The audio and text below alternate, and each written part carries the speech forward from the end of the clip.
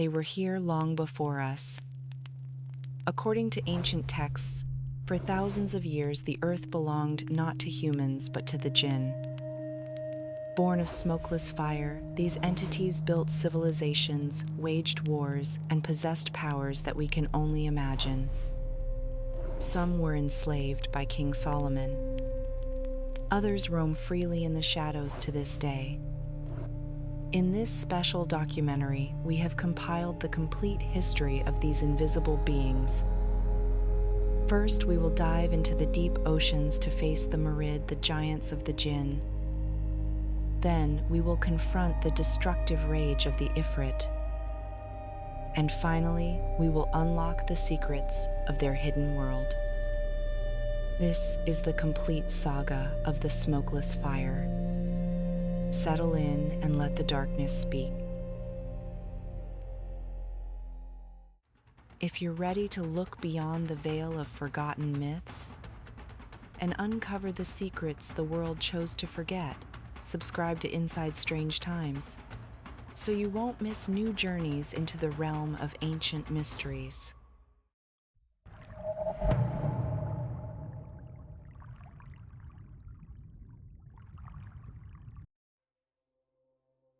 To understand the Marid, you must first understand that everything the Western world thinks it knows about genies is a childish distortion of something far more ancient and infinitely more terrifying.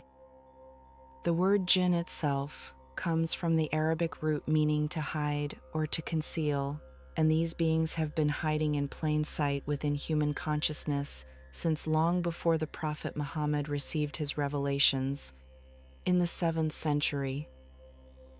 But the Marid represents something different entirely. They are not simply spirits or demons, but entities that existed in a state between matter and energy long before Allah shaped Adam from clay. The ancient Arabs who wandered the endless deserts of the Arabian Peninsula understood something that modern rationalism has tried desperately to forget. They knew that the world contained layers of reality that human eyes could never perceive, and that certain beings moved through these layers with the ease of sharks gliding through dark water. The Marid were the apex predators of this invisible world, beings created from smokeless fire, who possessed intellect that rivaled or exceeded human genius and powers that made them nearly indistinguishable from gods. Islamic tradition describes several distinct classes of Djinn, and the hierarchy among them is as rigid and complex as any human social structure. At the bottom dwell the weakest Djinn, who can barely manifest physically and possess limited powers of deception and minor magic. Above them rise the Ifrit, powerful and cunning beings associated with fire and destruction, who serve as soldiers and warriors in the Djinn kingdoms. Then come the Shaitan, the rebellious ones who rejected divine authority and now work to corrupt and mislead humanity at every turn. But towering above them all in raw power and ancient wisdom stand the Marid, and even other Djinn speak their name, with something approaching reverence or fear. The Marid differ from their lesser cousins in ways that go far beyond simple measurements of magical strength. Where an Ifrit might command flames, and an ordinary Djinn might create illusions, the Marid possess abilities that blur the line between magic and divine miracle. They can manipulate the fundamental forces of reality itself, bending space to cross impossible distances in a single step, stopping time within limited spheres of influence, and even peering into possible futures to see the consequences of actions not yet taken. Ancient texts describe Marid who could raise islands from the ocean floor or sink entire cities beneath the waves, who could transform lead into gold, not through alchemy but through direct molecular manipulation, and who possessed knowledge of sciences and arts that would not be rediscovered by humans for thousands of years. But perhaps their most dangerous quality was not their power but their nature. Unlike the Ifrit, who burn with predictable rage, or the shaitan, who follow clear patterns of corruption, the Merid were utterly unpredictable in their motivations and desires.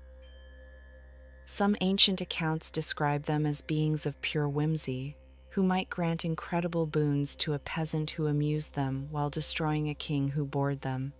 But other texts paint them as creatures of such alien intelligence that human beings could no more understand their goals than an ant could comprehend chess.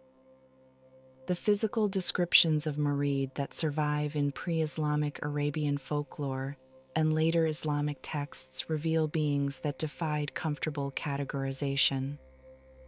Some witnesses claimed they appeared as impossibly beautiful humans with skin that seemed to contain the light of distant stars and eyes that held the depth of endless oceans.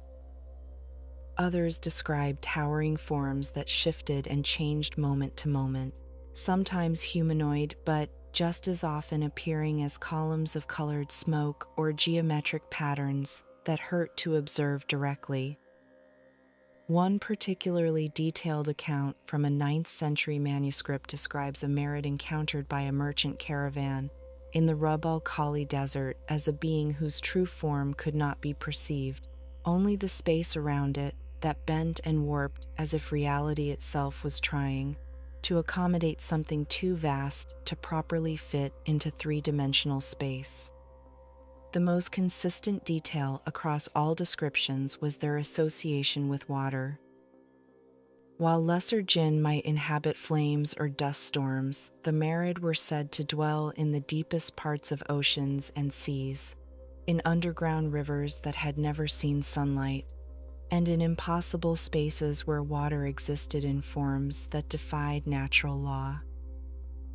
Some scholars believe this connection to water relates to their nature as the most fluid and adaptable of all jinn, beings who could flow around obstacles and fill any container while always maintaining their essential nature. Long before Solomon raised his temple in Jerusalem, the people of Arabia had learned to fear and respect the Merid through bitter experience. Stories passed down through generations told of entire tribes that vanished overnight after their chieftain offended a Merid, of oases that dried up because a Merid took offense at pollution or disrespect, and of rare individuals who gained the favor of these beings and received gifts that elevated them to legendary status.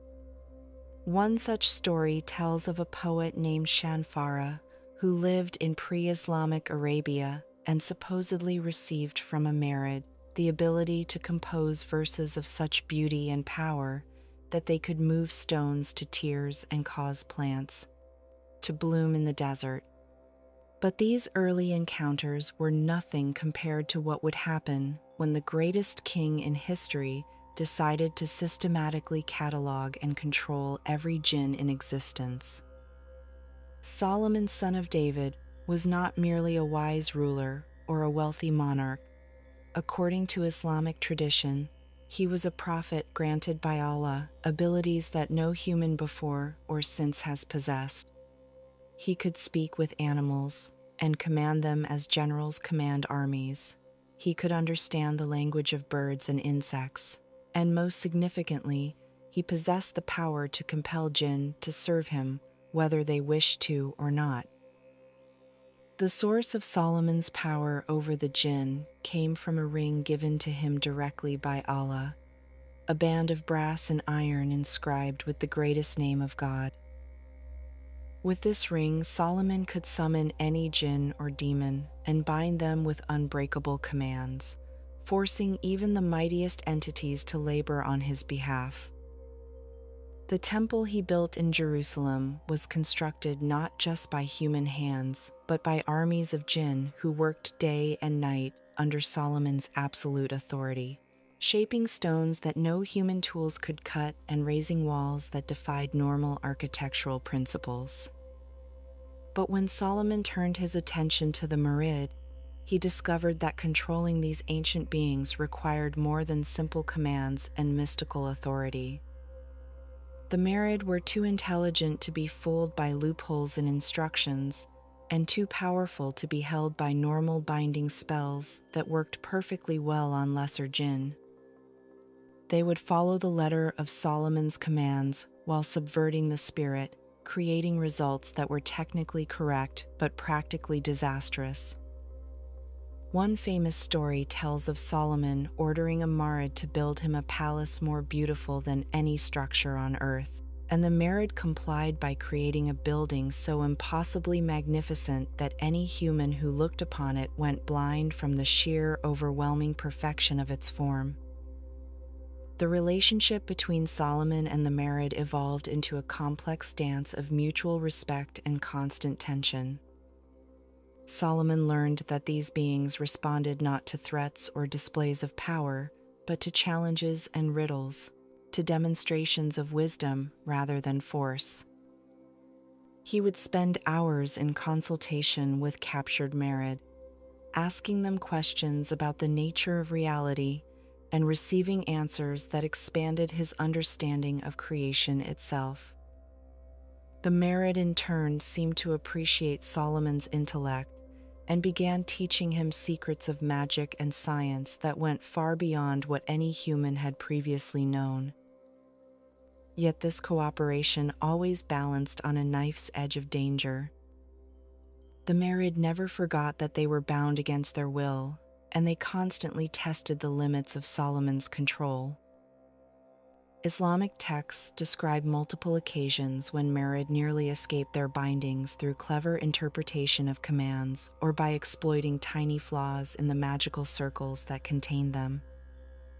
On one particularly dangerous occasion, a Marid named Sak managed to steal Solomon's ring while the king bathed and used it to impersonate him for 40 days, ruling the kingdom and spreading chaos until Solomon finally recovered his seal and restored order. This incident with Sakr reveals something crucial about the Marid that sets them apart from other jinn.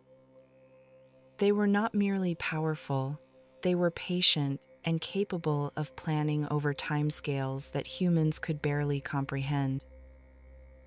A Marid might serve obediently for decades while quietly working on an escape plan that required precisely the right circumstances to execute. They could hold grudges for centuries and wait for the perfect moment to exact revenge on those who had wronged them. The question that haunted scholars for centuries after Solomon's time was why the Marid agreed to serve at all. Solomon's ring gave him authority, but these beings possessed enough power to potentially resist even divine command if they truly chose to rebel. Some texts suggest that the Marid saw their servitude as a form of cosmic game, a test of their ingenuity and patience against Solomon's wisdom. Others propose that they recognized in Solomon something rare, a human whose intellect approached their own and who might teach them things they could not learn in isolation. What Solomon learned from the Marid changed the course of human history in ways that most people never realize. The advanced mathematics and engineering principles that allowed him to build his legendary temple, the medical knowledge that could cure previously incurable diseases, the understanding of astronomy and navigation that would not be rediscovered for thousands of years. All of these came, at least partially, from information provided by captured Marid. But Solomon was wise enough to understand that such knowledge came with hidden dangers. The Marid never gave information freely or innocently. Every piece of knowledge they shared was a potential trap that could destroy civilizations if misused or misunderstood. After Solomon's death, the Marid he had bound were eventually freed, some through the breaking of binding spells and others through the simple passage of time as magical containments weakened. What these ancient beings did with their freedom became the subject of countless stories and legends throughout the Islamic world. Some texts claim they retreated to the deepest parts of the ocean to sulk and plot revenge against humanity. Others suggest they returned to whatever mysterious dimension they originally came from, content to observe human affairs from a safe distance. But darker accounts whisper that many Merid remained in the world and began systematically destroying every trace of the knowledge they had given Solomon, ensuring that humans would never again possess the tools needed to bind them. The encounter between one particular Merid and a foolish sorcerer in 9th century Baghdad illustrates perfectly why these beings remained objects of terror long after Solomon's time. A magician named Al-Jassas believed he had discovered a new binding spell that could control even the mightiest Djinn without need for Solomon's ring. He spent years preparing his ritual, inscribing protective circles and gathering rare ingredients until he felt confident enough to attempt summoning a Merid. The being that appeared in response to his call seemed almost amused by the attempt, answering the sorcerer's questions and performing minor tasks as requested. Al-Jassas grew confident that his spell had worked and began making increasingly bold demands. Then one night, the Merid simply stopped pretending to be bound. It revealed that it had been free the entire time and had only played along because it found the sorcerer's arrogance entertaining. Now that the entertainment had grown stale, it had other plans. The accounts of what happened next vary in details, but all agree on the outcome. Al-Jassas was found 3 days later transformed into living glass, still conscious and aware but unable to move or speak, condemned to spend eternity as a transparent statue watching the world go by. The Merid left him displayed in the center of Baghdad's main square as a warning to other would-be binders, and according to some versions of the story, the glass sorcerer remained there for over 100 years before finally shattering during an earthquake. Stories like this ensured that by the medieval period, most Islamic scholars and magicians had concluded that attempting to bind or control Merid was suicidal folly. Even summoning them for simple conversation was considered incredibly dangerous because these beings could read intentions and see through deceptions with ease. A human might think they were being clever or respectful, but a Merid would perceive every hidden motive and unspoken desire, and might take offense at thoughts the summoner didn't even realize they were having. Yet, despite all warnings, there remained individuals in every generation who believed they could succeed where others had failed. Some were driven by desperate need, seeking Merid assistance to cure incurable diseases or prevent catastrophes. Others were motivated by pure ambition, convinced that controlling such power would elevate them above all rivals. And a few were scholars genuinely curious about the nature of these beings and willing to risk everything for knowledge. The results of these attempts created a catalog of cautionary tales that spans centuries and cultures. A Persian merchant who summoned a Merid to make him wealthy found his wish granted when the being transformed him into a living gold statue, technically fulfilling the request while making the wealth completely useless. A Moorish princess who asked a Merid to make her the most beautiful woman in the world received her wish. But the Merid's version of ultimate beauty was so alien and wrong that everyone who looked upon her went mad. An Egyptian scholar who politely requested information about the future received it, but the knowledge of his own death and the deaths of everyone he loved drove him to suicide within a week. The pattern across all these stories reveals something important about how Merid think and operate. They do not necessarily lie, but they interpret requests in ways that humans would never anticipate. Their sense of humor is cruel by human standards, and their idea of an appropriate response to disrespect is completely disproportionate to anything in human social norms. Most tellingly, they seem to view humans the way humans might view particularly clever pets, sometimes amusing and occasionally worth helping, but ultimately beneath serious consideration as equals. This attitude explains why the rare positive encounters between humans and Marid almost always involved individuals who approached these beings with genuine humility and respect, rather than demands or attempts at control. A famous story from 12th century Andalusia tells of a Sufi mystic who spent his life in prayer and meditation by the shore of the Mediterranean. One day, a Marid emerged from the waves and simply sat beside him, not speaking but apparently content to share the mystic's peaceful presence. This continued for years, with the Marid appearing regularly but never interacting beyond silent companionship. When the mystic finally died of old age, the Marid was present, and witnesses claimed it placed a single pearl on the holy man's chest before disappearing forever into the depths. That pearl reportedly contained such perfect light that it was later set in the crown of a caliph and became legendary for bringing wisdom and clarity to whoever wore it.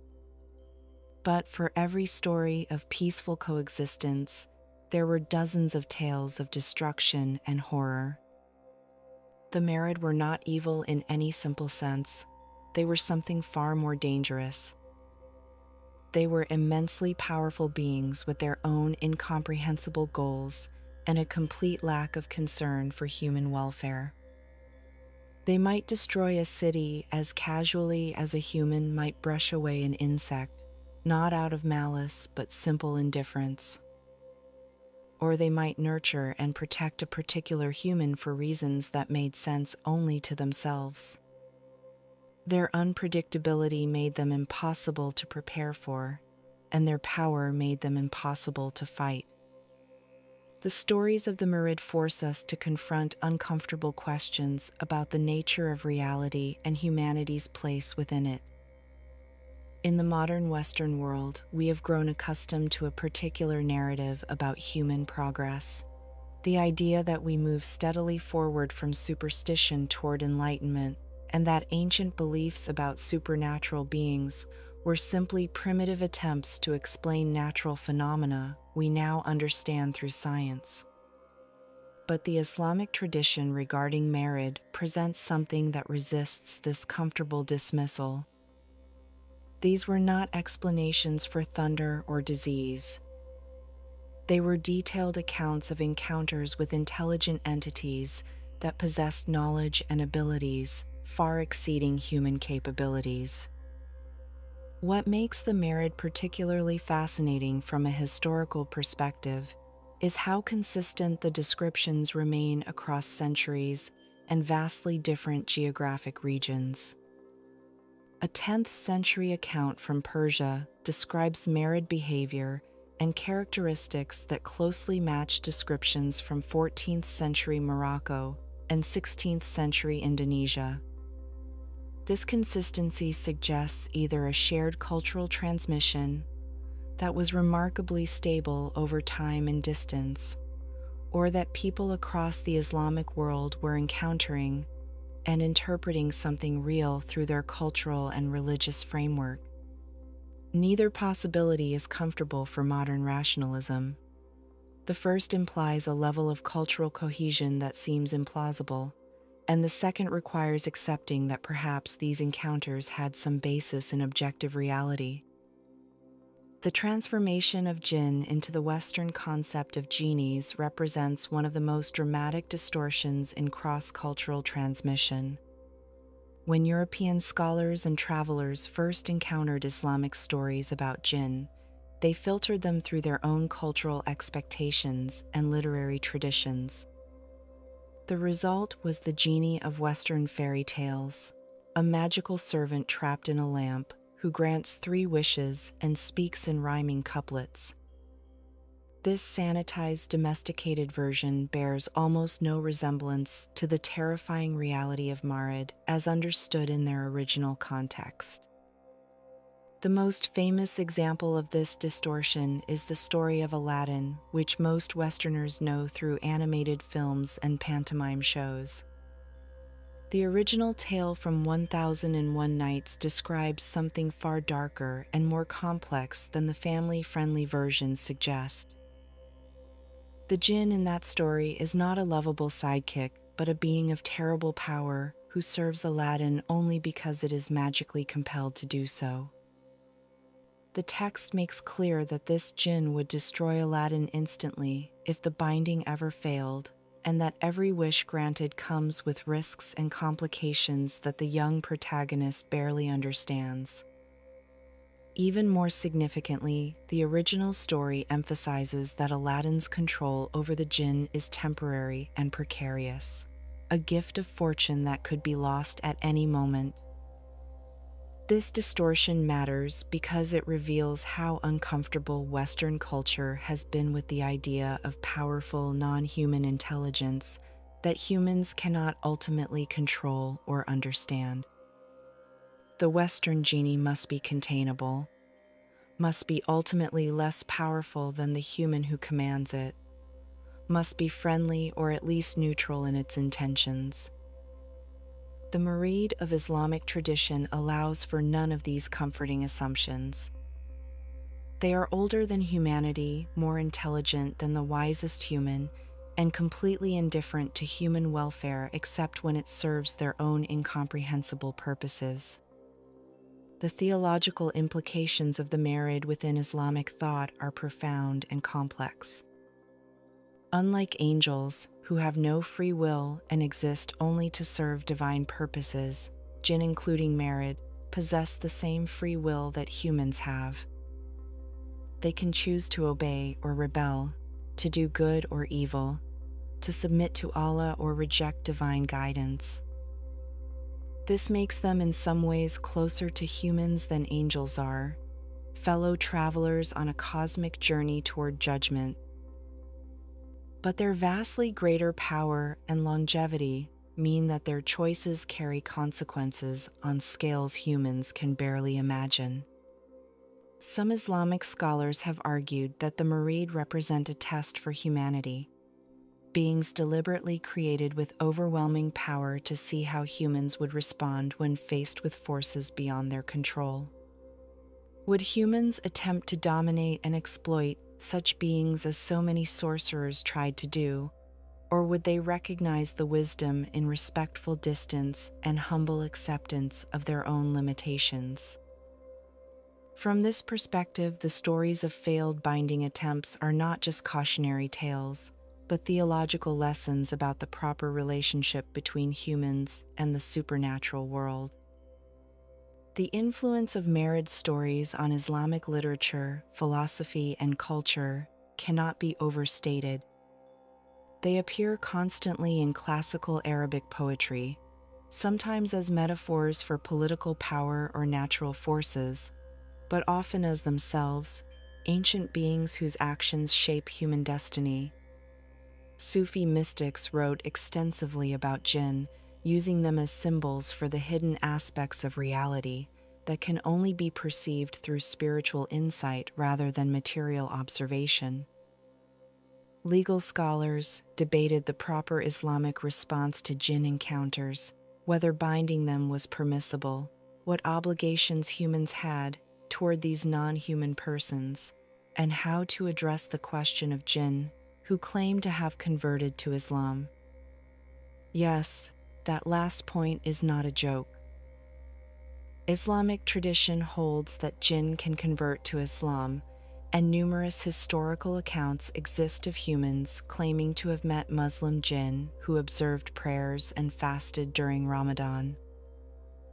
The Quran itself states that some jinn heard Muhammad's recitation and believed, which established them as potential members of the Islamic community. This creates fascinating theological and legal questions. If a Murid converts to Islam, does it have the same rights and protections as a human Muslim? Can jinn and humans testify against each other in Islamic courts? What happens if a human marries a jinn, which some texts suggest is possible, though strongly discouraged? These questions might seem absurd from a modern secular perspective, but they reveal something important about the Islamic worldview.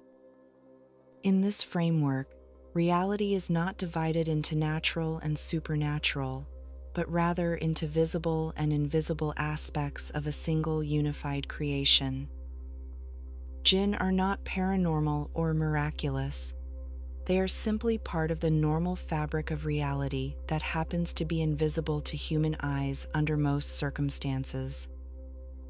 This means that Islamic civilization had to develop practical frameworks for dealing with these beings, just as it developed frameworks for dealing with any other aspect of reality.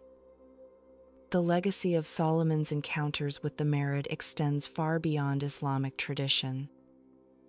Jewish texts also preserve stories of Solomon's power over demons and spirits, though the details differ significantly from Islamic accounts. Christian medieval grimoires claim to preserve Solomon's magical techniques, promising readers the ability to summon and control spirits just as the wise king once did.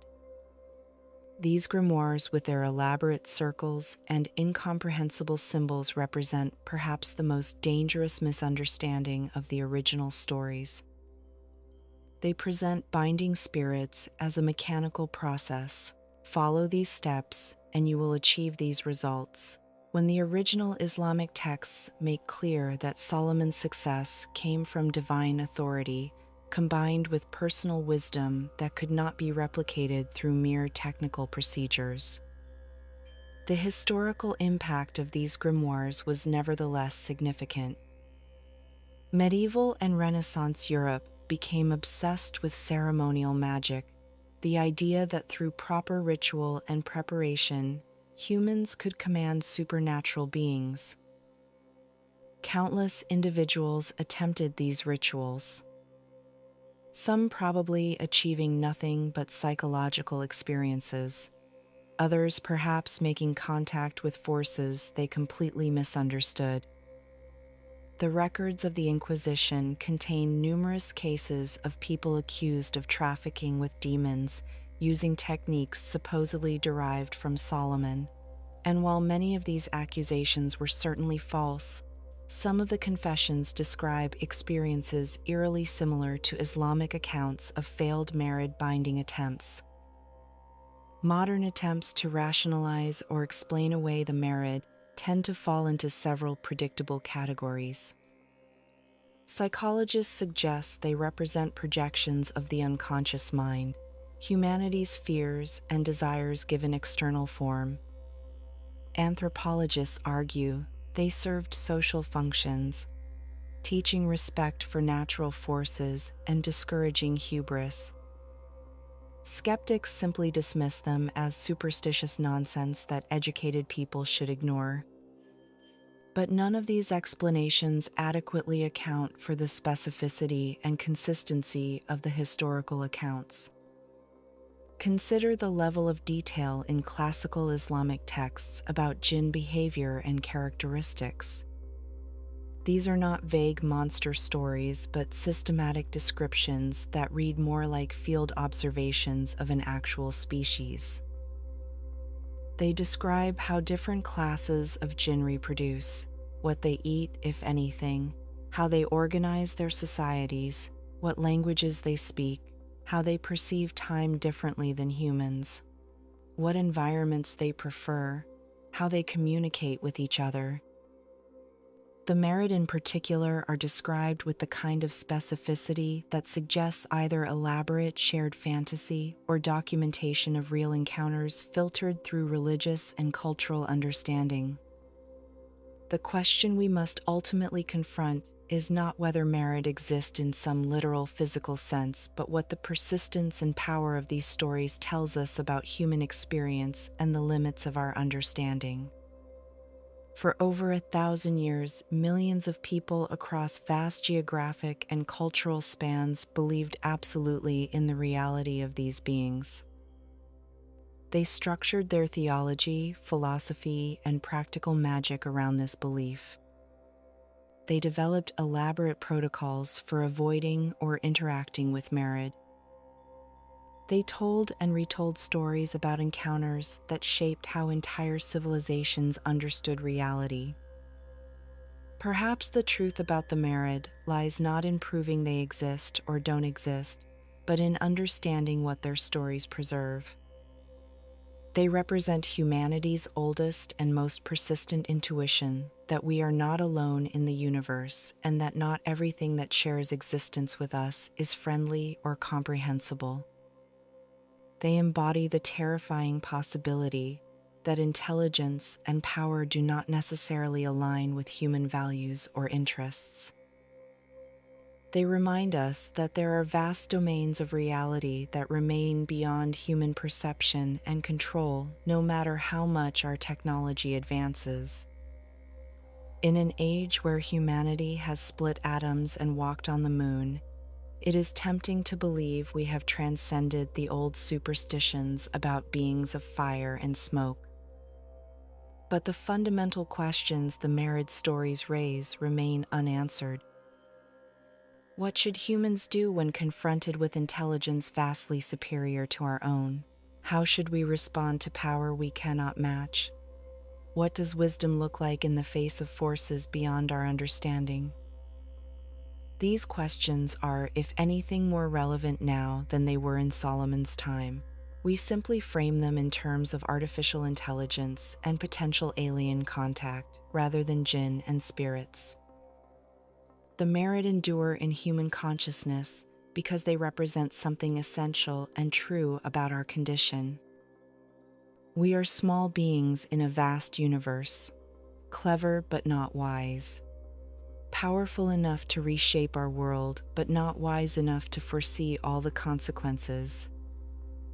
We grasp at control and understanding, building systems and technologies that promise to make reality manageable and safe. But the old stories whisper a different truth, that some things cannot be controlled, that some beings will never be understood, and that perhaps the deepest wisdom lies not in binding the powers that terrify us, but in learning to live with appropriate humility in a universe that does not exist for our convenience. When Solomon finally died according to Islamic tradition, he died standing upright, leaning on his staff. The jinn he had bound continued their labors, believing he still lived and watched them. Only when a worm finally ate through his staff and his body fell did they realize he was gone. The symbolism is almost too perfect. Human power and control are illusions maintained only through constant vigilance. The moment that vigilance fails, reality reasserts itself, and the forces we thought we commanded reveal they were never truly bound at all. The Merid are still out there, if the old stories are to be believed. Perhaps they dwell in the deepest ocean trenches, where human eyes have never penetrated. Perhaps they exist in dimensions adjacent to our own that we lack the senses to perceive. Perhaps they simply watch and wait, as they have for millennia, observing humanity's rise and wondering if we will ever produce another Solomon, or if we will destroy ourselves first. We will probably never know. But the next time you stand at the edge of the ocean and feel the terrible weight of its depths, or gaze at the night sky and contemplate the vast emptiness between stars, remember that the ancient Arabs who first told stories of the Merid were not fools. They understood something profound about the nature of existence, that humanity is not the measure of all things, that intelligence and power exist in forms we cannot fully comprehend, and that sometimes the wisest course is not to seek control, but to acknowledge the vastness of what lies beyond our grasp. The Merid remain as they have always been, ancient, powerful, unknowable, waiting in the hidden places of the world for the next fool who thinks they can command the uncontrollable or the next sage wise enough to recognize them for what they truly are.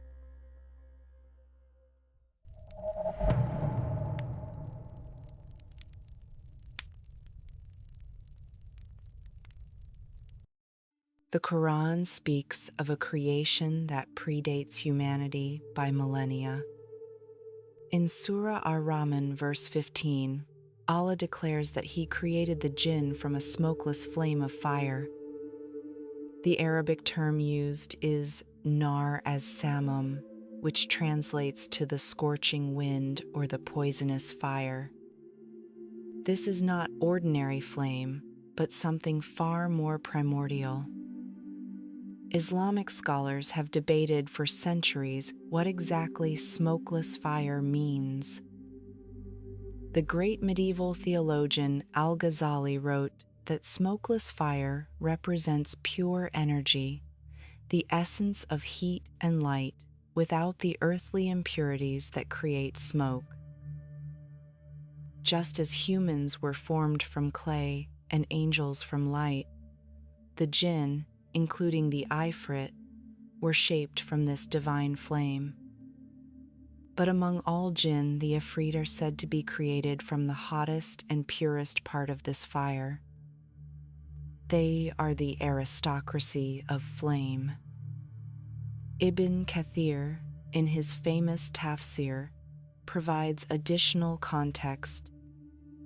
He explains that the smokeless fire is not merely absence of smoke, but represents a supernatural flame that exists beyond physical laws.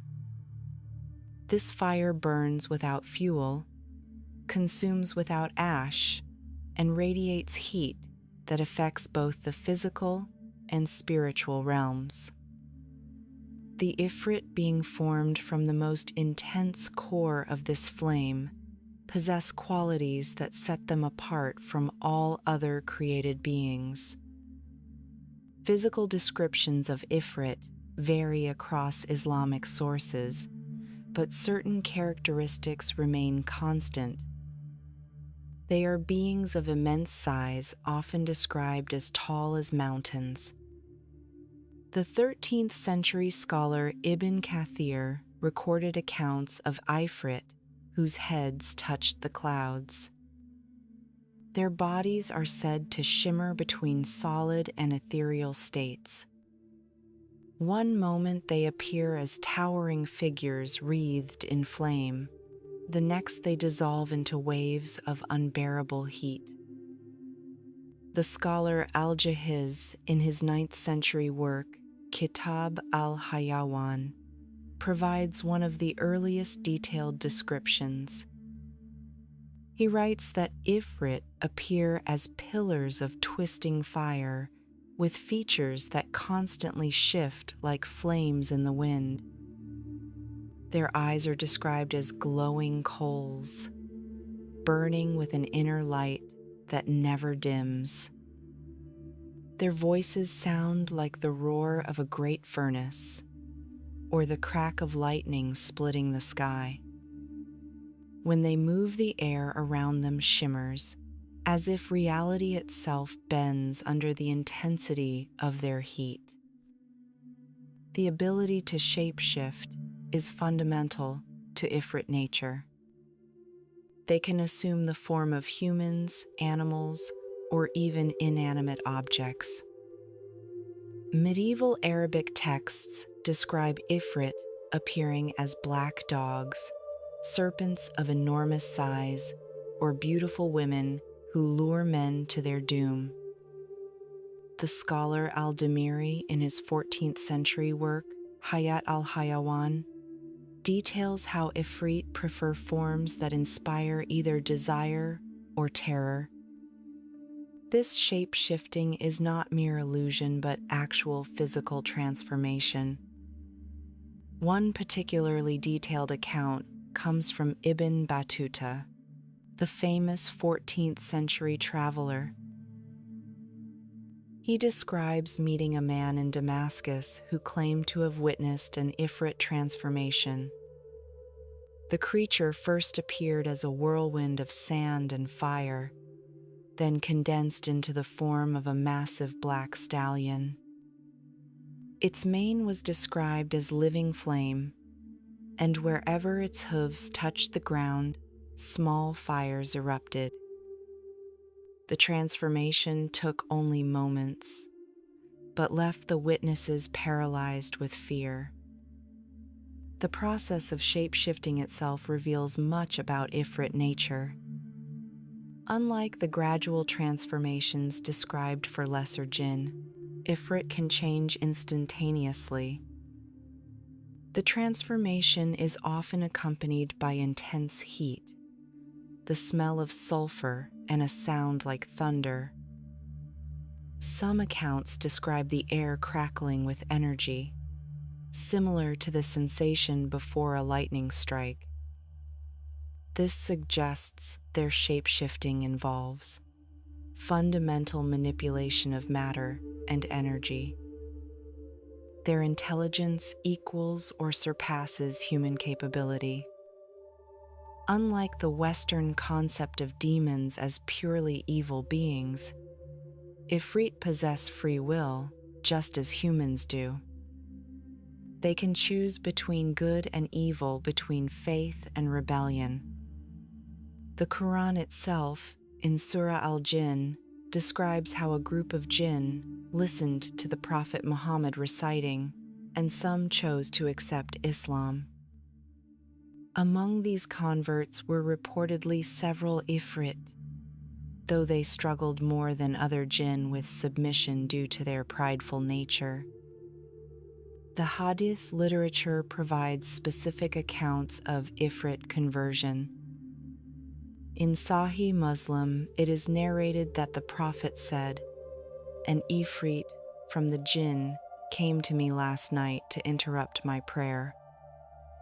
The Prophet described how he considered binding the creature to a pillar of the mosque, but remembered his brother Solomon's request to be given a kingdom unlike any other.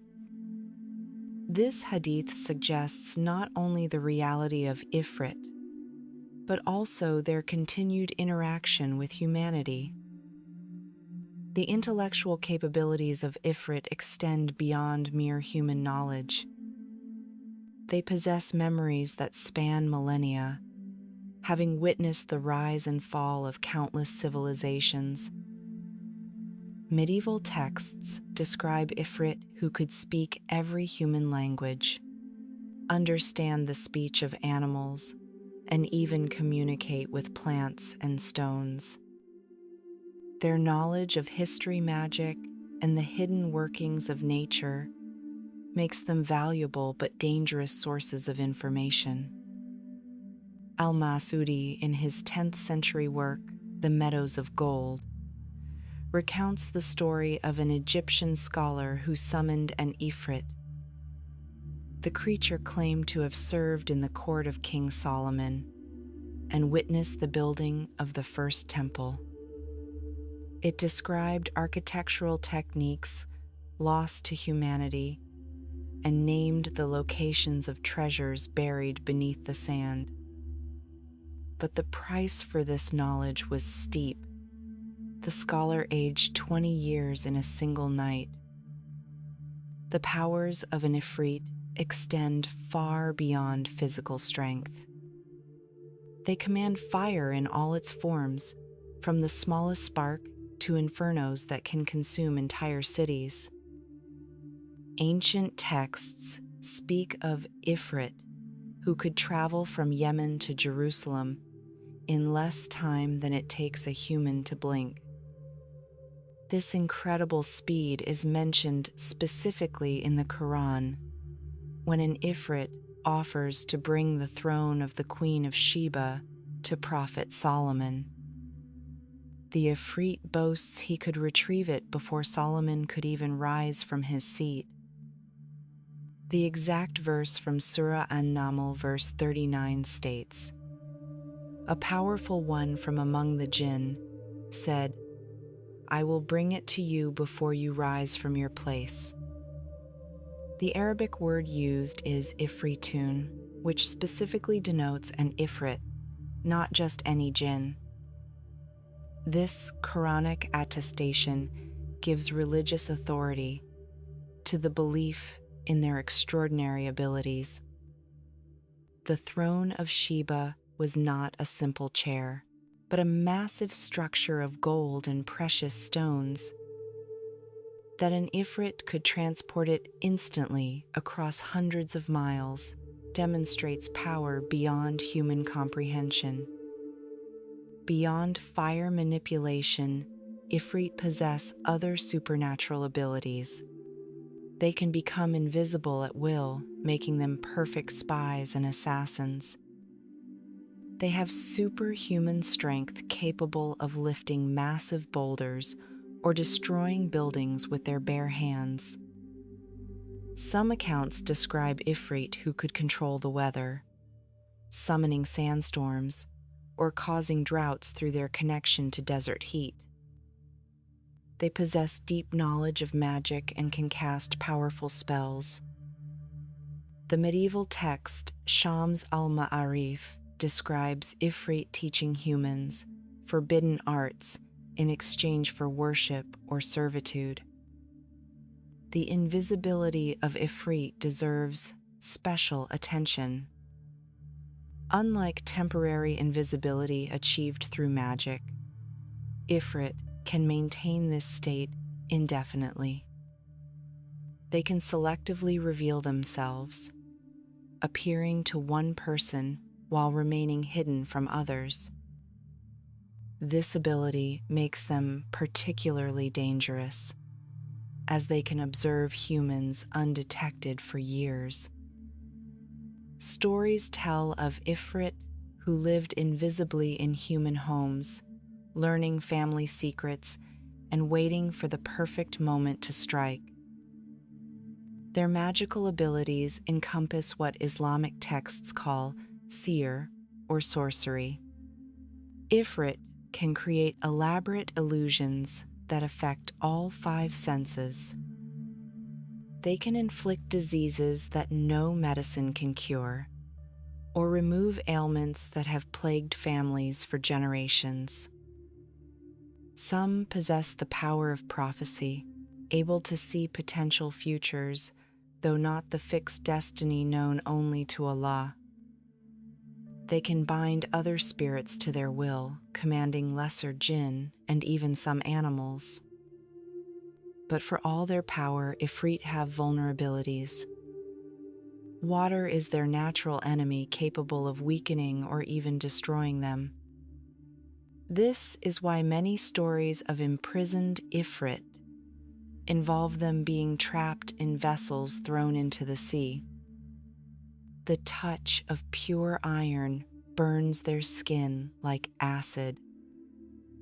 This belief led to the widespread use of iron talismans and weapons in areas where Ifrit encounters were feared. The relationship between Ifrit and water goes beyond simple opposition. Running water in particular seems to create a barrier they cannot easily cross. Rivers and streams have long been considered safe boundaries, especially if the water flows from a sacred source. Salt water holds even greater power, which explains why so many binding rituals involved casting containers into the ocean. The combination of water and salt creates a prison from which even the mightiest Ifrit cannot escape unaided. Iron affects Ifrit on a fundamental level. The metal seems to disrupt their ethereal nature, forcing them to maintain physical form. An Ifrit struck with iron cannot shapeshift or become invisible until the wound heals, which can take days or even weeks. This vulnerability led to the Islamic tradition of carrying iron rings or amulets for protection. Some warriors would coat their weapons with a mixture of iron filings and sacred oils specifically to combat Djinn. The divine names of Allah hold particular power over them. The 99 names, when properly invoked, can bind an Ifrit or force it to flee. The Ayat al-Kursi, the throne verse, from the second chapter of the Quran, is considered especially potent protection. Many Muslims to this day recite it before sleep, believing it creates a barrier no Djinn can cross. The effectiveness of divine names requires proper pronunciation and spiritual authority. Simply speaking the words without faith or understanding provides little protection. The 10th century scholar Al-Buni wrote extensively about the conditions necessary for divine names to affect Djinn. The person must be in a state of ritual purity, have sincere faith, and understand the meaning of what they recite. Even then, powerful Ifrit may resist, requiring repeated invocations and additional protective measures. Salt represents another weakness, though scholars debate why. Some suggest that salt's association with preservation and purity makes it antithetical to the chaotic nature of fire beings. Others point to pre-Islamic Arabian beliefs, where salt circles were used to create sacred spaces. Whatever the reason, numerous accounts describe Ifrit unable to cross lines of salt or being repelled by food heavily seasoned with it. The use of salt extends beyond simple lines or circles. Complex geometric patterns drawn in salt can trap an Ifrit for extended periods. The patterns must be precise, as even small gaps allow the creature to escape. Some traditions specify particular types of salt: rock salt from the Dead Sea or black salt from volcanic regions. The salt must remain dry and unbroken, which makes this method impractical in many situations. Additional vulnerabilities include certain plants and incenses. Rue, known in Arabic as harmal, has long been burned to repel Djinn. Its smoke causes Ifrit physical discomfort, forcing them to maintain distance. Frankincense and myrrh also possess protective properties, particularly when blessed by religious authorities. The wood of the tamarisk tree is said to be particularly effective against fire Djinn. The character of Ifrit is defined above all by pride. This pride exceeds even that of other Djinn, making them extremely difficult to control or reason with. They consider themselves superior to humans, viewing mankind as weak creatures made from mere mud. This attitude mirrors that of Iblis himself, the first of the Jinn to rebel against Allah's command to bow to Adam. Many Islamic scholars believe Iblis was actually an Ifrit, which would explain his exceptional pride and power. The pride of Ifrit manifests in numerous ways. They refuse to serve unless compelled by overwhelming force or bound by unbreakable oaths. Even when forced into service, they constantly seek loopholes, ways to turn commands against those who issued them. They take offense at the slightest perceived insult, and their anger can smolder for centuries. This pride makes them poor servants, but formidable enemies. Revenge drives many Ifrit interactions with humans, They have perfect memory and never forget a slight. Stories abound of Ifrit waiting centuries to take vengeance on the descendants of those who wronged them. The Arabian Nights contains numerous tales of Ifrit pursuing blood feuds across generations. This vengeful nature makes them extremely dangerous, even when they appear to offer help or friendship.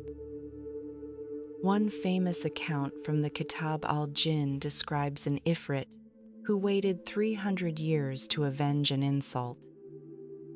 A merchant had unknowingly built his house over the Ifrit's dwelling place.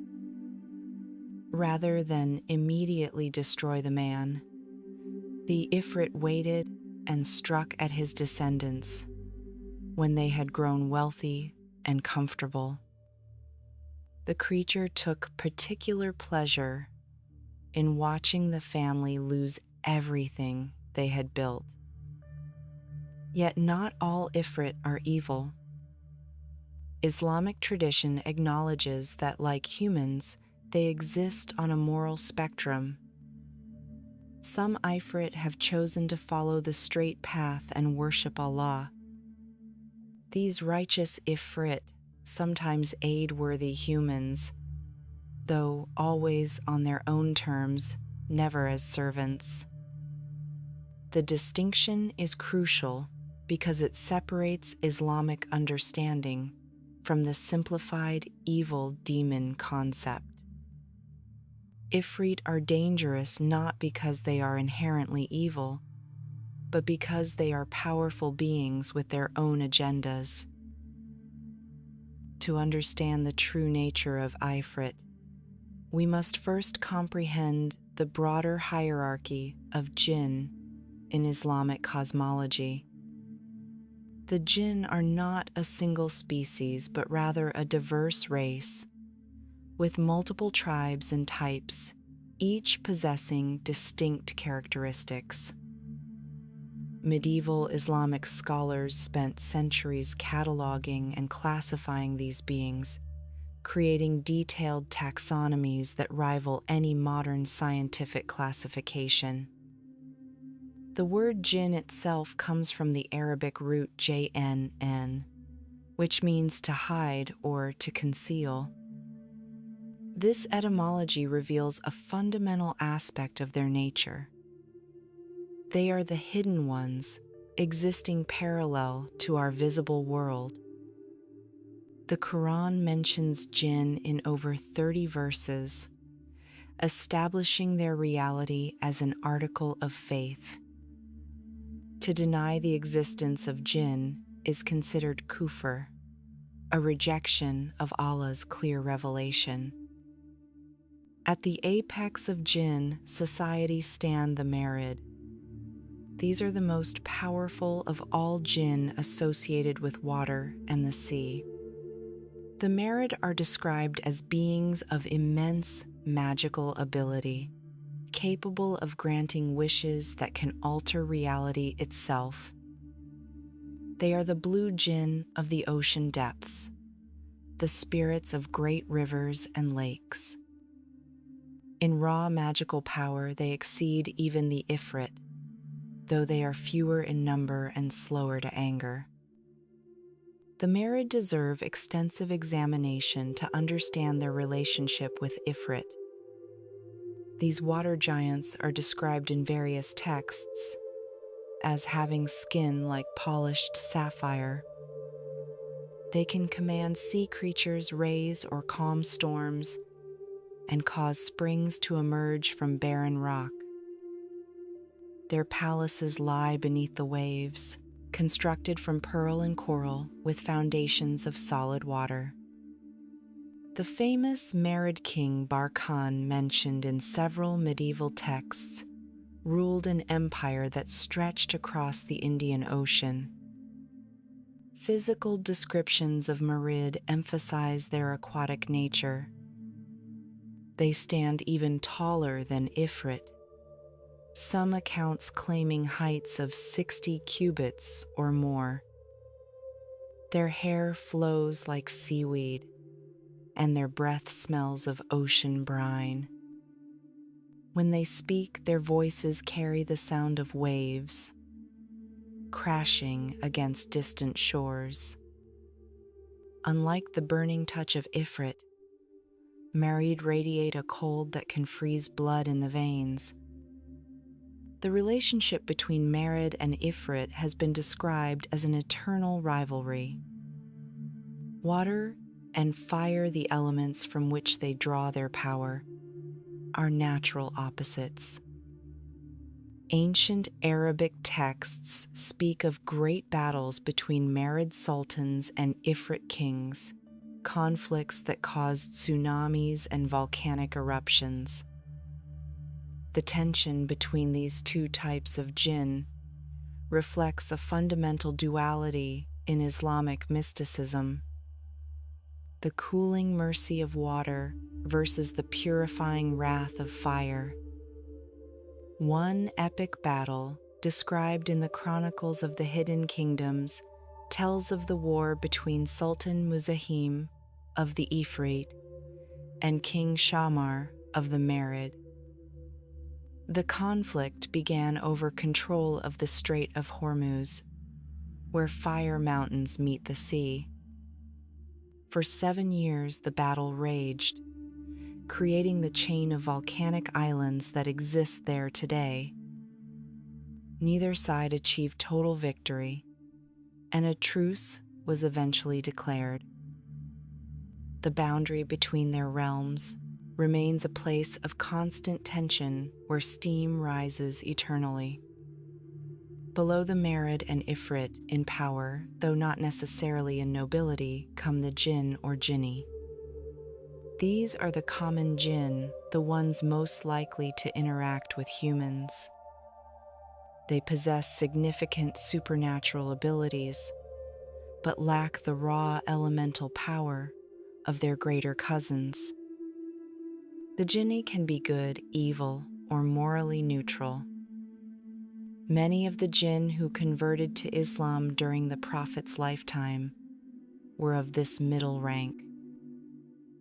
The common jinn display remarkable diversity in form and temperament. Some appear as dust devils dancing across the desert. Others take the shape of birds, particularly hoopoes and owls. Many prefer to remain invisible, living alongside humans undetected.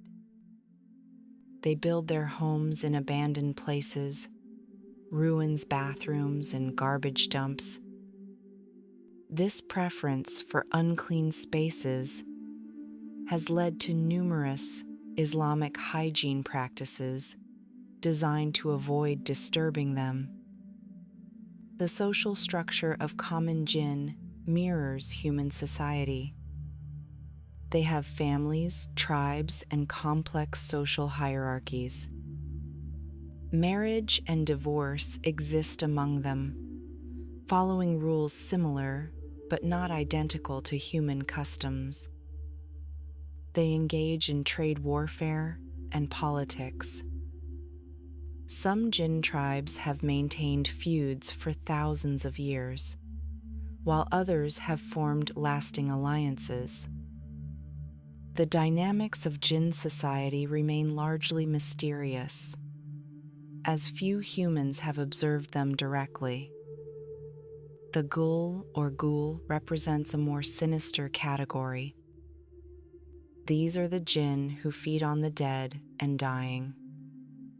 They haunt graveyards and battlefields, taking the form of hyenas or other carrion eaters.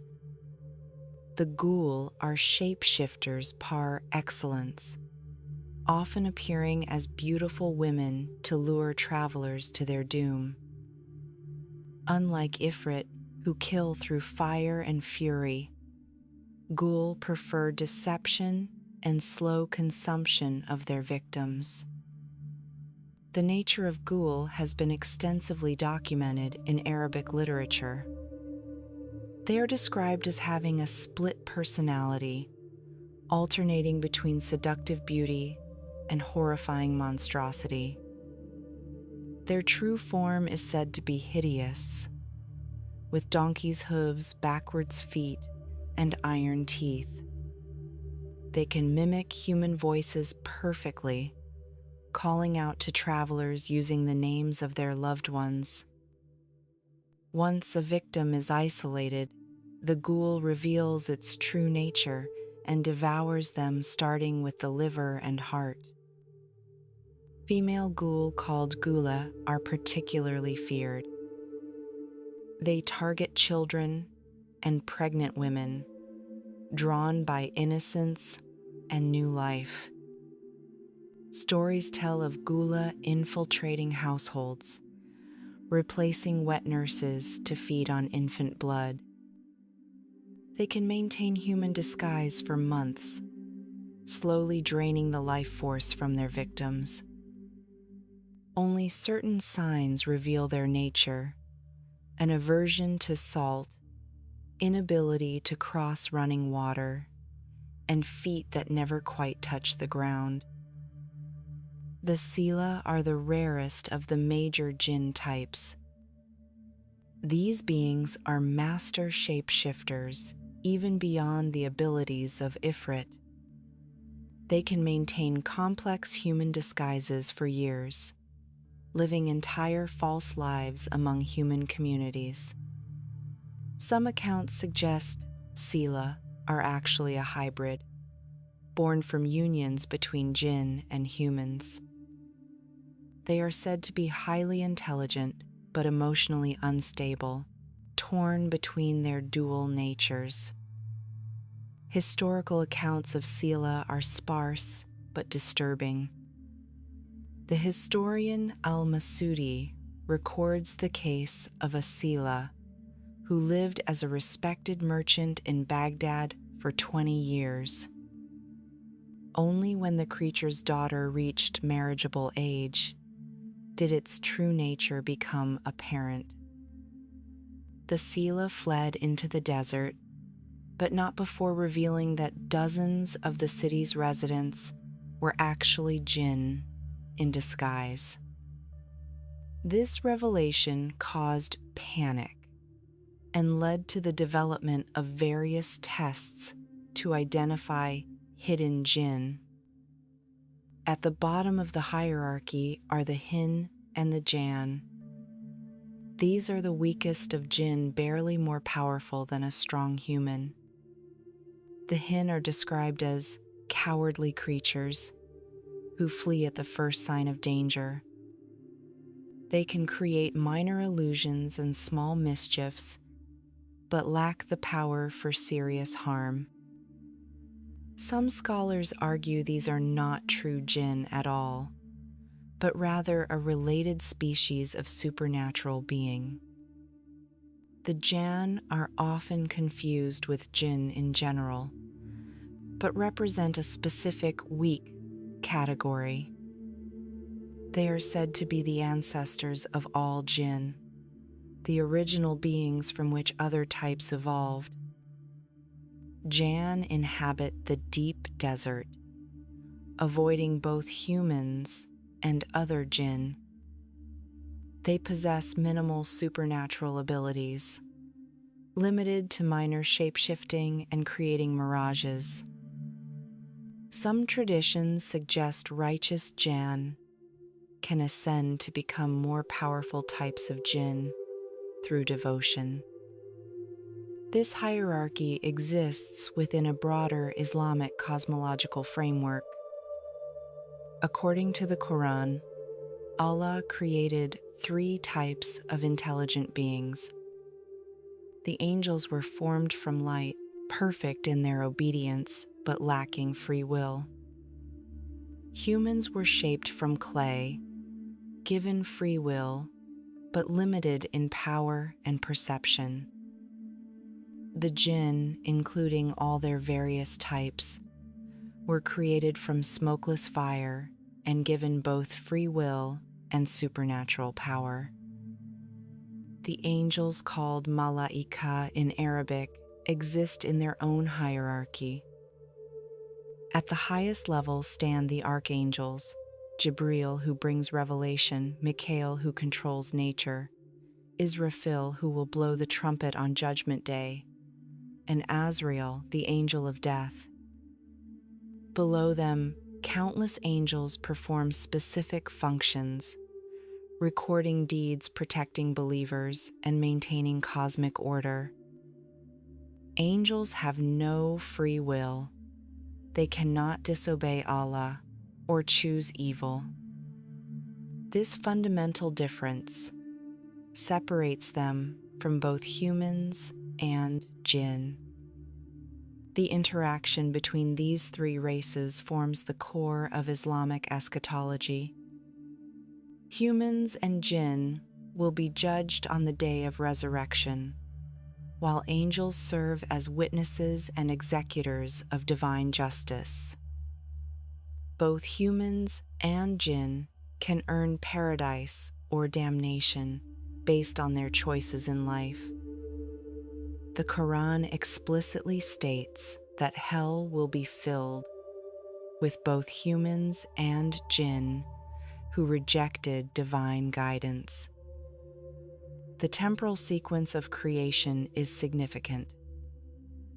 Islamic tradition holds that Djinn were created 2,000 years before Adam, the first human. For 2 millennia, they were the sole intelligent inhabitants of Earth. They built great civilizations, waged terrible wars, and spread across the planet. Some accounts describe prehistoric ruins in the deepest deserts as remnants of these pre-Adamite Djinn cities. These ancient Djinn civilizations remain largely mysterious. The few descriptions that exist speak of cities built from brass and flame, towers that touch the clouds supported by pillars of smoke, libraries containing knowledge of sciences humanity has yet to discover. The Djinn mastered flight metallurgy and energy manipulation thousands of years before humans discovered fire. Their greatest achievement was said to be a flying city that could travel between Earth and the lower heavens. The creation of humanity marked a turning point in Djinn history, when Allah commanded all beings to bow before Adam, recognizing humanity's special status despite their apparent weakness. Most Djinn obeyed. But Iblis, chief among the Djinn, refused. His argument was logical from a material perspective. Fire is superior to clay, so why should the greater bow to the lesser? The identity of Iblis has been debated for centuries. The Quran calls him both a Djinn and the leader of the shayatin, or devils. Many scholars, including Ibn Abbas, cousin of the Prophet, argued that Iblis was an Ifrit. This would explain his immense pride and power, as well as his ability to lead other rebellious Djinn. The name Iblis itself derives from the Arabic root meaning to despair, reflecting his fall from grace. Some traditions provide more detail about Iblis before his fall. He was said to be so devoted in worship that Allah elevated him to the rank of the angels. For thousands of years, he prayed in every corner of creation. His knowledge of divine mysteries exceeded all other Djinn. This makes his rebellion even more tragic. He knew the truth, yet chose defiance. His transformation from devoted servant to arch-rebel serves as a warning about the dangers of pride. The rebellion of Iblis created a fundamental schism in Djinn society. Those who followed him became the shayatin, dedicated to leading humans and other Djinn astray. Those who remained obedient to Allah continue to live according to divine law. The majority of jinn fall somewhere between these extremes, neither wholly good nor completely evil. The shayatin deserve special attention as corrupted jinn. They have lost much of their original power, transformed by their rebellion into creatures of pure malevolence. Unlike other jinn who can choose between good and evil, shayatin are locked into their opposition to divine will. They whisper evil suggestions to humans and jinn alike, but cannot force anyone to sin. Their power lies in deception and temptation, not direct control. This cosmic drama plays out in the Quranic telling repeatedly. Surah Al-Hijr, verses 26 through 35, provides the detailed account of Iblis's refusal and subsequent curse. Allah grants Iblis respite until the day of judgment, allowing him to test humanity's faith. This arrangement makes Earth a battleground, where humans, jinn, and shayatin interact in complex ways. The pre-Islamic Arabs had their own understanding of jinn, which Islam both incorporated and modified. The Jahiliyyah period, Arabs believed jinn inhabited every unusual geological formation. Twisted trees, strange rocks, and especially caves and ruins were thought to house powerful spirits. The Ifrit, in particular, were associated with the scorching winds that blow across the Arabian Peninsula. These desert dwellers knew the Ifrit as the spirits of the Samum, the poisonous wind that kills through dehydration and heat stroke. When sandstorms arose suddenly, blocking out the sun and filling the air with choking dust, the Bedouin saw the work of angry Ifrit. They had elaborate rituals for appeasing these beings, including leaving offerings of food and water at certain landmarks. The relationship between pre-Islamic Arabs and jinn was complex. Some tribes claim descent from unions between humans and jinn. The Banu Makhzum, one of the major clans of Mecca, traced their lineage to a marriage with a jinniya. Poets called sha'ir were believed to have jinn companions who provided them with eloquent verses. The greatest pre-Islamic poetry was attributed to inspiration from these supernatural muses. Sacred spaces in pre-Islamic Arabia often centered on jinn worship. The Valley of Nakhla contained a shrine where pilgrims sought the favor of the jinn lords. Certain wells and springs were protected by jinn guardians who demanded offerings before allowing access to water. The black stone of the Kaaba itself was sometimes associated with jinn power, though Islam firmly rejected this connection. The coming of Islam transformed but did not eliminate these beliefs. The Quran acknowledges the existence of jinn, but forbids worshipping them or seeking their aid. The practice of seer or sorcery, which often involved commanding jinn, became a major sin. Yet, the belief in jinn as real beings remained not just permitted but required. To deny the existence of jinn is to deny the clear words of the Quran itself. Medieval Islamic scholars systematized the folklore about jinn into elaborate theoretical frameworks. Ibn Taymiyyah, the 13th century theologian, wrote extensively about the nature of jinn and their interaction with humans. He argued that jinn exist in a parallel dimension, occasionally intersecting with our world. This intersection occurs at specific times and places, dawn and dusk boundaries between day and night. Ibn Taymiyyah's categorization of jinn interactions remains influential. He identified 3 types of human-jinn contact.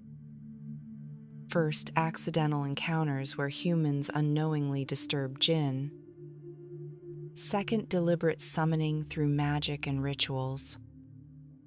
Third, divine permission, where Allah allows contact for specific purposes. Each type carries different spiritual and legal implications within Islamic jurisprudence. Al-Ghazali approached the subject from a mystical perspective.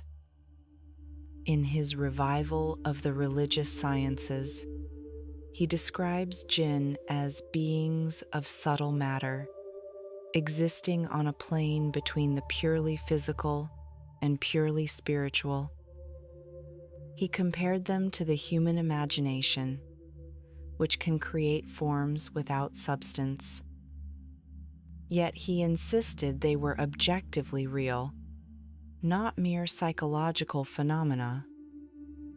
The influence of Persian Zoroastrianism on Islamic jinn lore cannot be ignored.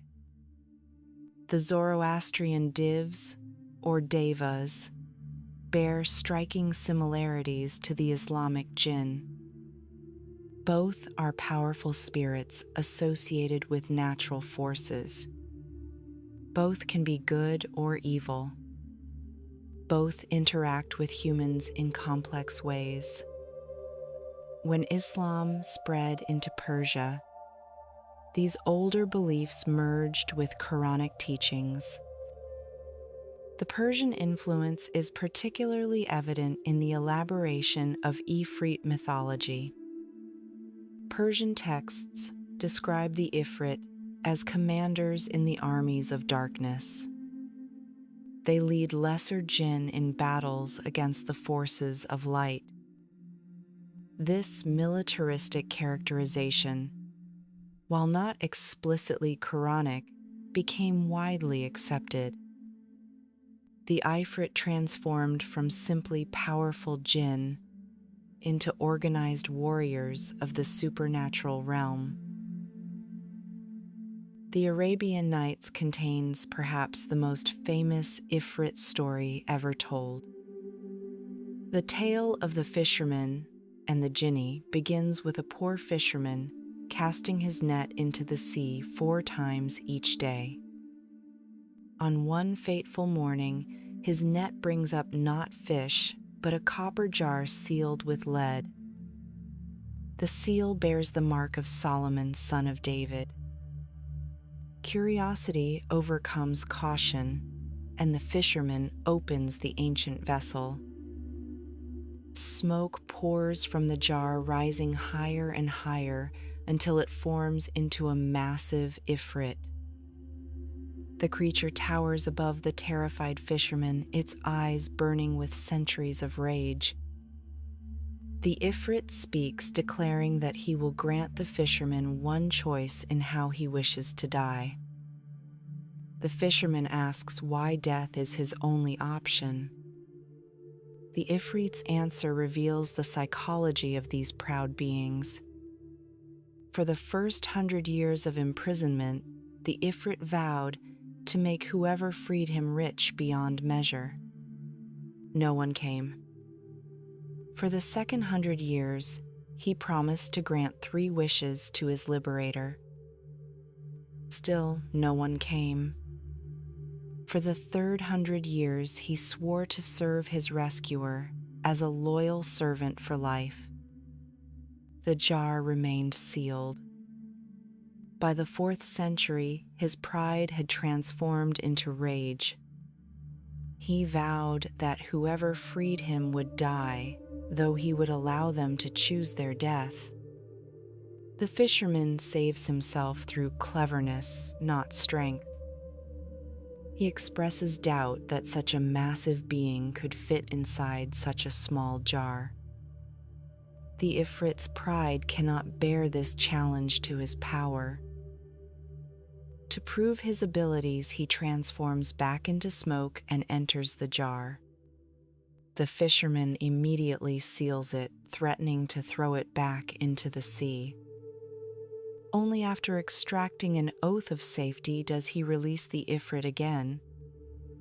This tale illustrates several key aspects of Ifrit nature. Their pride makes them vulnerable to manipulation.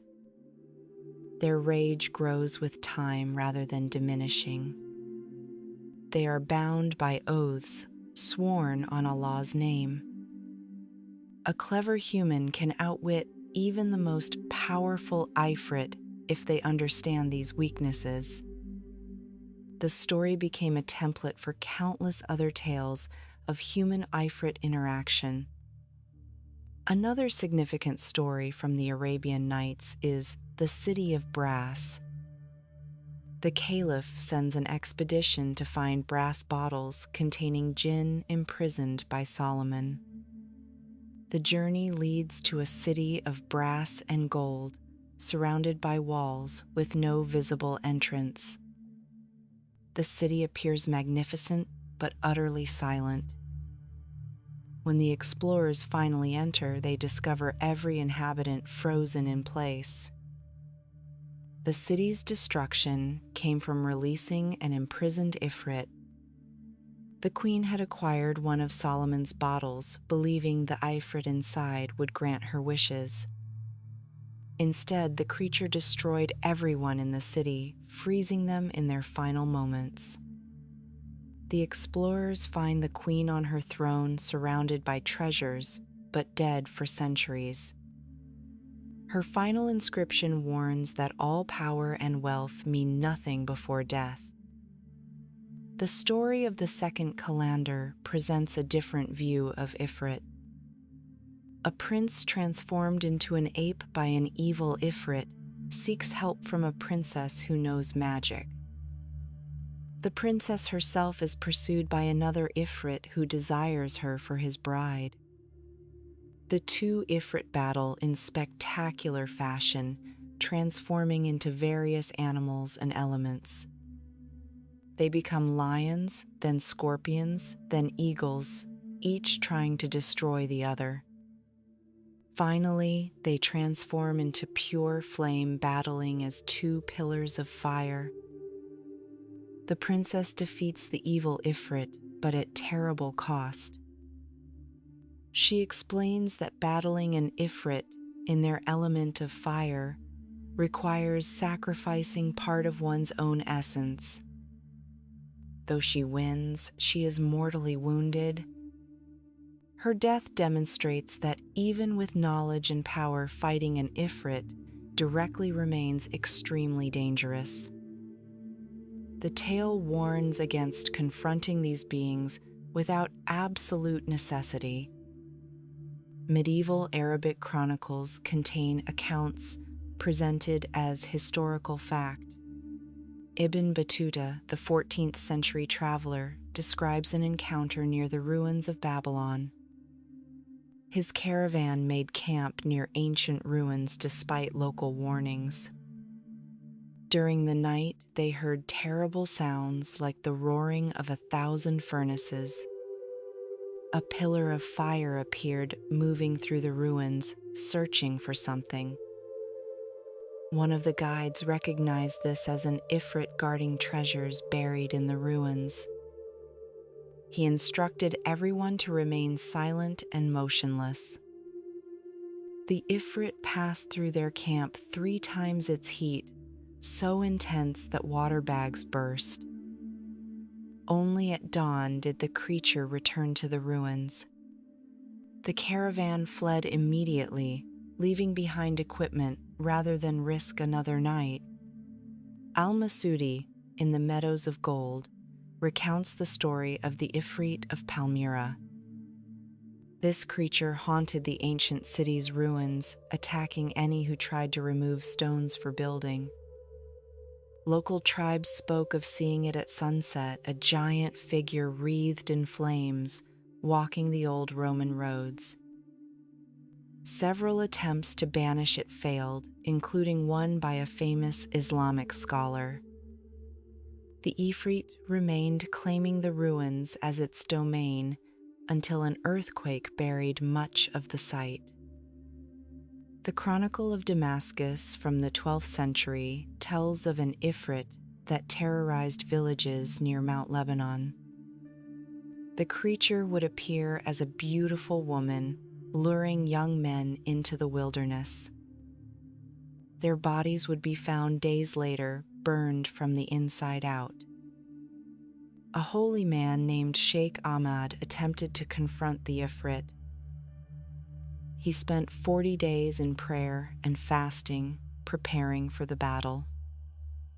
The confrontation occurred at a crossroads known for supernatural activity. The sheikh recited verses from the Quran while the Ifrit manifested as a whirlwind of fire. For 3 days and nights, they contested, neither able to overcome the other. Finally, the sheikh offered a bargain. The Ifrit would leave the region in exchange for the location of a treasure it had lost centuries ago. The creature agreed and departed, though some say it still returns every 7th year. Pre-Islamic legends preserved in Islamic sources provide context for these beliefs. The Days of the Arabs collections record stories from Bepho, where the prophet's revelation. One tells of the Ifrit of the empty quarter, a creature older than human memory. It ruled over a city of Djinn built from black stone and perpetual flame. Humans who stumbled upon this city either died instantly or returned mad. The poet Imru al-Qais supposedly encountered this Ifrit. Lost in a sandstorm, he found shelter in a cave. Inside, he discovered inscriptions in an unknown language and walls that radiated heat without fire. An Ifrit appeared, claiming to be the last survivor of a Djinn civilization destroyed in a war with the Merid. It offered to teach him the language of fire in exchange for his most precious possession. The poet fled rather than pay the price. Persian influences brought new elements to Ifrit stories. The tale of Malik al-Aswad, the Black King, comes from Persian sources. This Ifrit ruled over a kingdom beneath Mount Damavand, where the hero Rostam had imprisoned the demon Zahak. The Ifrit served as Zahak's jailer, ensuring the demon remained bound. But over millennia, the Ifrit grew corrupt, demanding human sacrifices from nearby villages. A Persian prince named Bahram sought to end the sacrifices.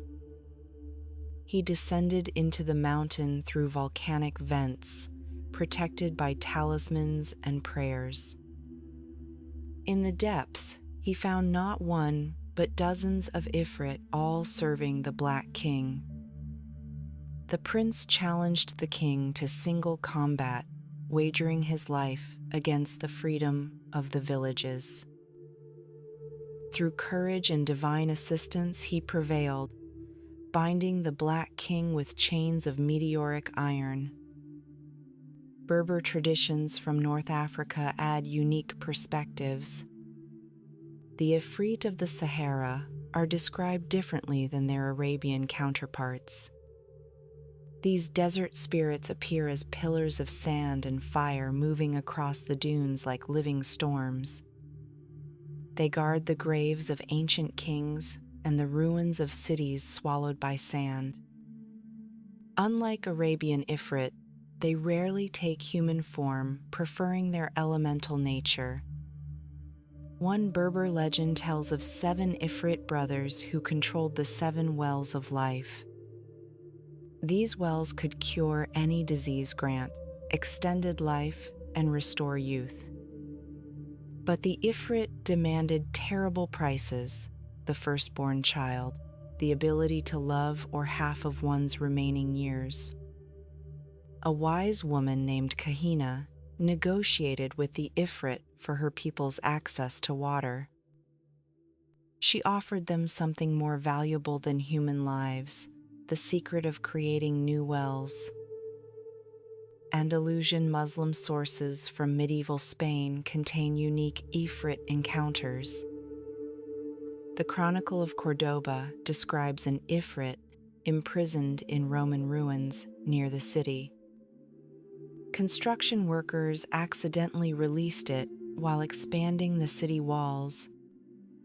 The creature destroyed several buildings before a visiting scholar from Damascus contained it. He used a combination of Quranic verses and geometric patterns drawn in silver dust. Stories of love between humans and Ifrit, though rare, exist. The tale of Prince Saif and the Ifrit princess tells of a forbidden romance. The prince discovered an Ifrit princess bathing in a hidden oasis. She had taken human form, and he fell instantly in love. Their romance lasted 7 years, producing 3 children. But when her father, the Ifrit king, discovered the union, he burned the prince to ash. The princess preserved his soul in a ruby, waiting for the day of judgment to reunite. The Ottoman period brought systematic collection of Ifrit lore. Turkish scholars compiled centuries of accounts, creating encyclopedic works. The Book of Wonders and Rarities contains over 50 Ifrit stories. These range from simple encounters to complex theological discussions. The Ottoman sultans employed official Djinn experts to advise on supernatural matters. One Ottoman account describes the Ifrit of Topkapi. This creature supposedly lived in the palace foundations placed there by Mehmed the Conqueror. It protected the Ottoman treasury, destroying any thief who entered. Several janissaries reported seeing it, a figure of blue flame patrolling the lower vaults. When the empire fell, the Ifrit vanished, taking with it knowledge of hidden treasures. No discussion of Ifrit can be complete without examining their relationship with Prophet Solomon. Known as Sulayman in Arabic, he stands unique among all prophets. Allah granted him authority over wind, jinn, and animals. The Quran states in Surah Sad, verse 36, that Allah subjected the wind to flow gently at his command. Verse 37 adds, and also the devils every builder and diver. The gift of controlling jinn came with conditions. Solomon had to use this power for Allah's glory, not personal gain. He employed jinn in building the temple in Jerusalem, a task beyond human capability. The construction required moving massive stones, crafting impossible architectures, and completing work that would take humans centuries. The jinn, and especially the powerful Ifrit, accomplished this in 7 years.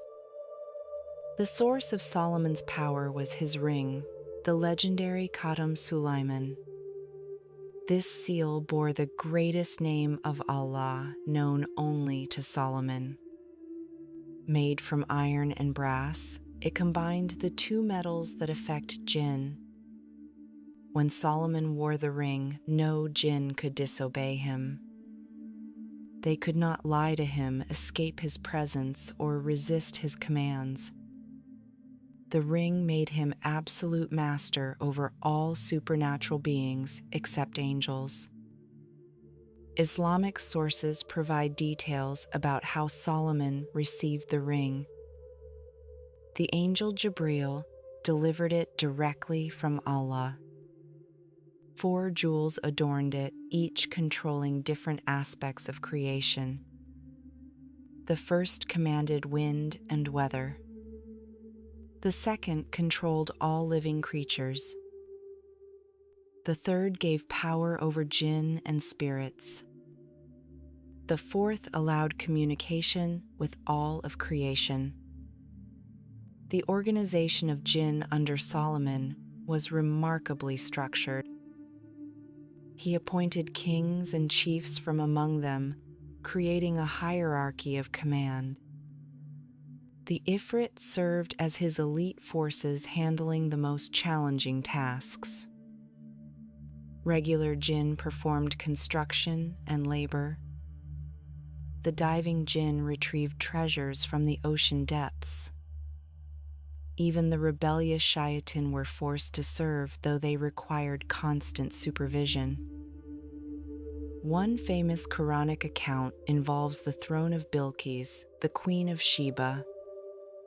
Solomon wanted her throne brought to Jerusalem before she arrived for their meeting. Surah An-Naml verse 39 describes the scene. An Ifrit from the jinn said, "I will bring it to you before you rise from your place. And indeed, I am for this task strong and trustworthy." But another with knowledge of the book brought it in the blink of an eye. This passage reveals important aspects of Ifrit capabilities. The Ifrit's offer shows their incredible speed and strength. Yet someone with divine knowledge surpassed even the Ifrit's supernatural abilities. Some scholars identify this knowledgeable one as Asif ibn Barkiya, Solomon's vizier. Others suggest it was Solomon himself, demonstrating that divine knowledge exceeds raw power. The construction of the temple showcases Solomon's systematic use of jinn labor.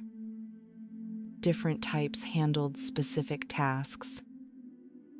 Ifrit melted and shaped metals using their natural heat. Marid channeled water for cooling and transport. Common jinn carved stone and wood.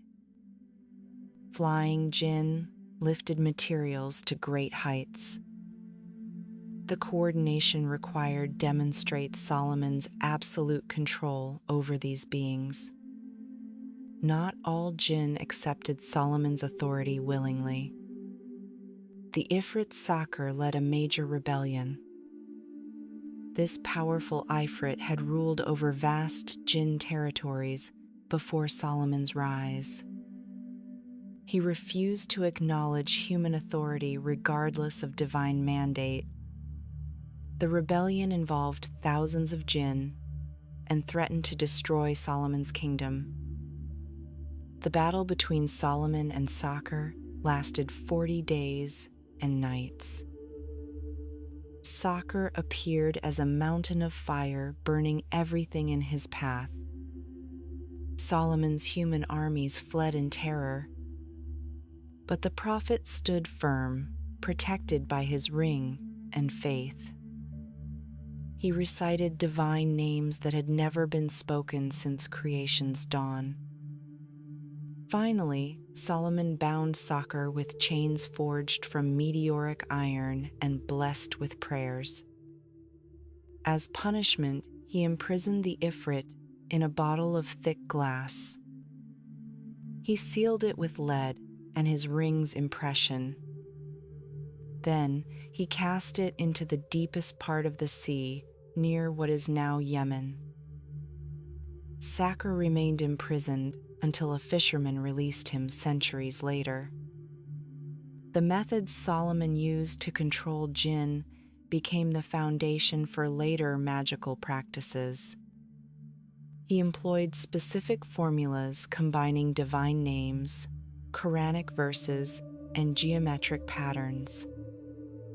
The pentagram, often associated with Solomon, actually represents the five-fold nature of creation. Each point corresponds to an element, including the smokeless fire of Djinn. Solomon's workers among the Djinn created wonders beyond modern comprehension. They built flying vehicles that could transport entire armies in hours. They constructed underwater cities with walls of solid water held by magic. They forged weapons that could cut through any material except other magical items. These artifacts disappeared after Solomon's death, hidden by the Djinn who created them. The relationship between Solomon and the Djinn wasn't entirely based on domination. Some Djinn served willingly, recognizing his prophet status. He appointed Djinn judges to settle disputes within their communities. He established laws governing Djinn-human interactions. These laws included prohibitions on intermarriage, possession, and harmful magic. One touching story involves an Ifrit named Damriyat. This Ifrit had served Solomon faithfully for 20 years. When his daughter fell ill, no Djinn medicine could cure her. Solomon himself prayed for her recovery. Allah healed her, and Damriyat swore eternal loyalty to Solomon's bloodline.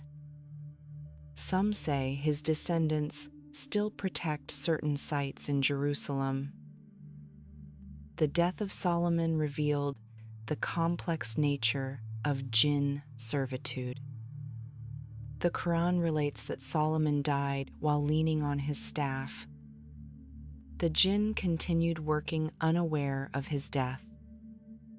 Only when termites ate through the staff, causing his body to fall, did they realize. Surah Saba verse 14 states, "He Djinn clearly saw that if they had known the unseen, they would not have remained in humiliating punishment." This narrative serves multiple purposes. It demonstrates that Djinn, despite their power, cannot perceive the unseen realm. It shows their servitude was enforced, not voluntary for many. It also suggests that Solomon's control ended immediately upon his death. The Djinn scattered, returning to their domains, taking much knowledge with them. After Solomon's death, the methods of controlling Djinn became corrupted and dangerous. The Babylonians, Harut and Marut, taught magic that included Djinn summoning.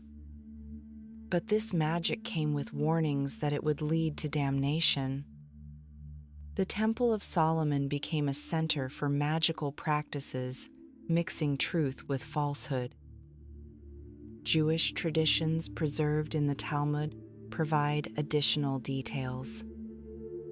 They describe Solomon's conversations with Djinn, learning their languages and customs. He cataloged different types of spirits, creating the first demonological texts. These writings influenced later grimoires throughout the Mediterranean world. The Testament of Solomon, likely written in Greek between 1st and 3rd century, claims to record Solomon's own words about controlling demons. While not accepted as authentic, it influenced Islamic and Christian demonology. The text describes binding formulas, divine names, and protective circles. Many elements appear in later Islamic texts about Djinn and magic. Medieval Islamic scholars debated the legitimacy of Solomonic magic. Some argued that since Solomon was a prophet, his methods were divinely sanctioned. Others claimed that only Solomon could safely use such power. The consensus emerged that attempting to replicate Solomon's control over Djinn constituted dangerous sorcery. The search for Solomon's ring has continued throughout history. Legends place it in various locations, from the Dead Sea to hidden chambers beneath Jerusalem. Some say the ring was divided, its pieces scattered to prevent misuse. Others claim it ascended to heaven, awaiting the Mahdi's arrival. The Ifrit supposedly know its location but will never reveal it to humans. The Ifrit stands as one of humanity's most enduring and terrifying supernatural concepts. From the windswept deserts of pre-Islamic Arabia to the theological treatises of medieval scholars, these beings of smokeless fire have captured our deepest fears. They represent power without restraint, intelligence without compassion, and pride that challenges heaven itself. What makes the Ifrit particularly fascinating is their position between multiple worlds. They are neither purely evil like the shayateen, nor purely obedient like the angels. They possess free will yet are bound by divine law. They can choose righteousness or rebellion, salvation or damnation. In this way, they mirror humanity itself, though, with powers that dwarf our capabilities. The Islamic tradition's preservation of Djinn belief, including the dangerous Ifrit, speaks to something deeper than mere superstition.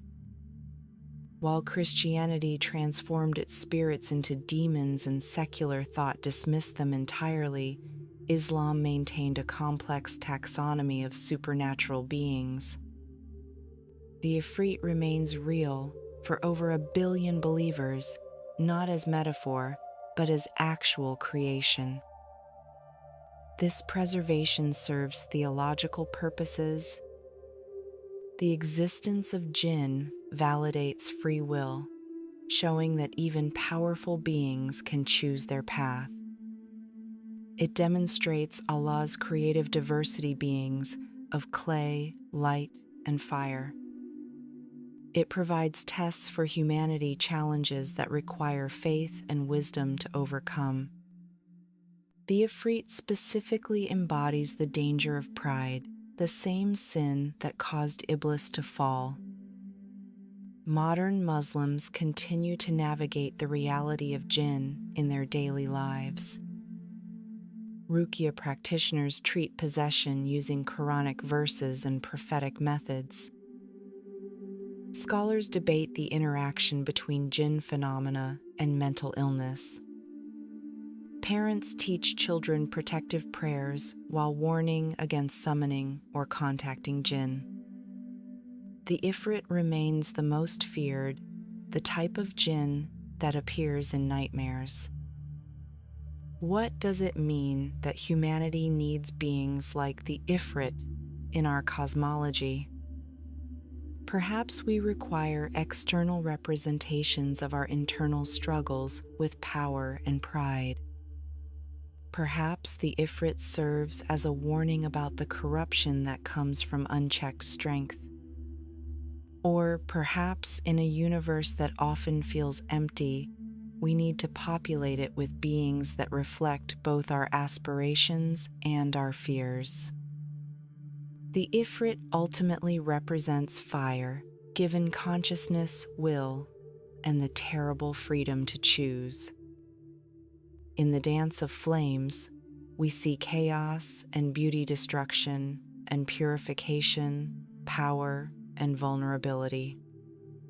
When that flame gains the ability to think, to plan, to hate, and perhaps to love, it becomes something that challenges our understanding of existence itself. The Ifrit is not merely a monster from ancient tales, but a mirror held to the burning questions that define what it means to be conscious in a universe where even fire can choose its path.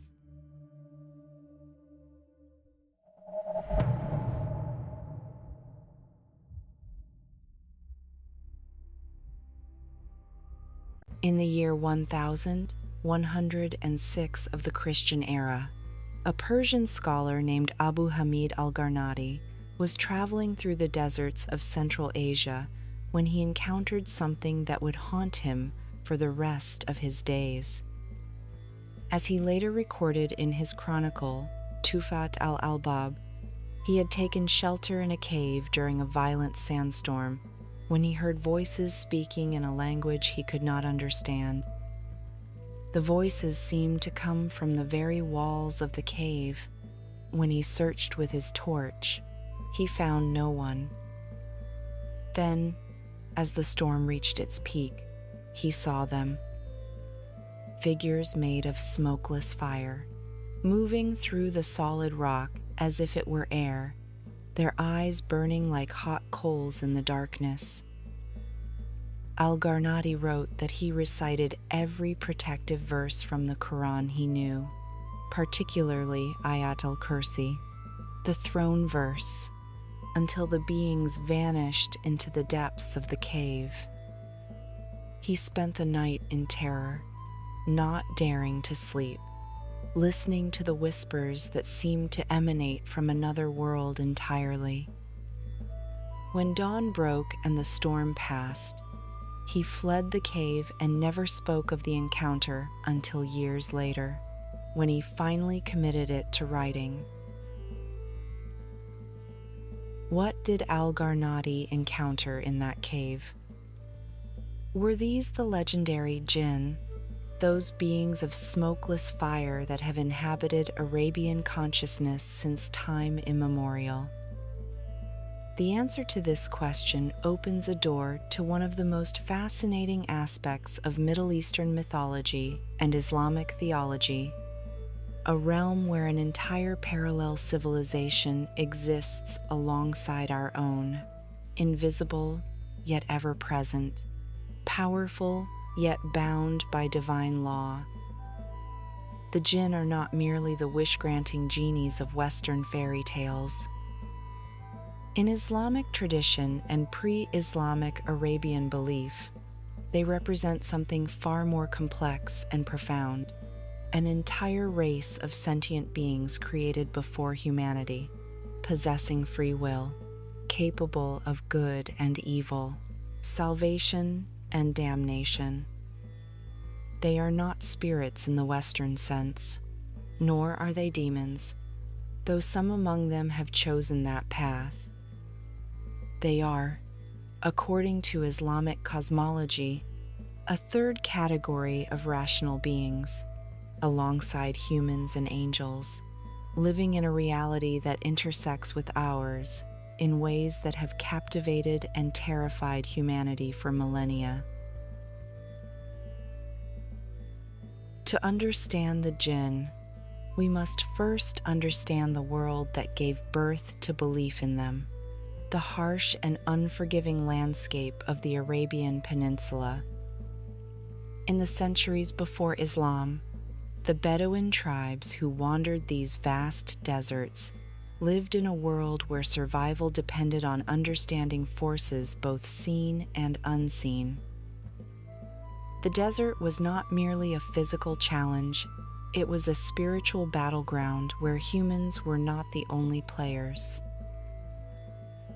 The pre-Islamic Arabs, known as the people of Jahiliyyah, or the Age of Ignorance in Islamic historiography, inhabited a cosmos teeming with invisible beings. Every rock formation, every oasis, every mountain pass had its resident spirits. The Banu Hilal tribe, for instance, believed that the Valley of Demons near Mecca was inhabited by particularly malevolent jinn who would lead travelers astray with false lights and phantom water sources.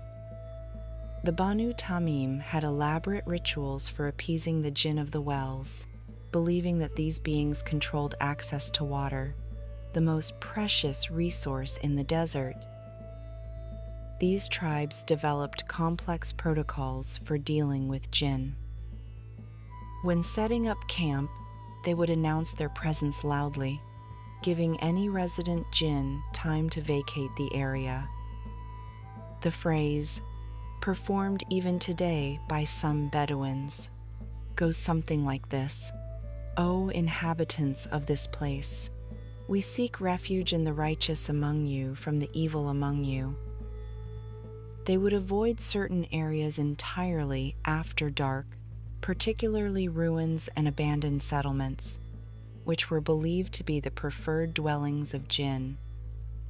The Bedouins distinguished between different types of these beings based on their behavior and habitat.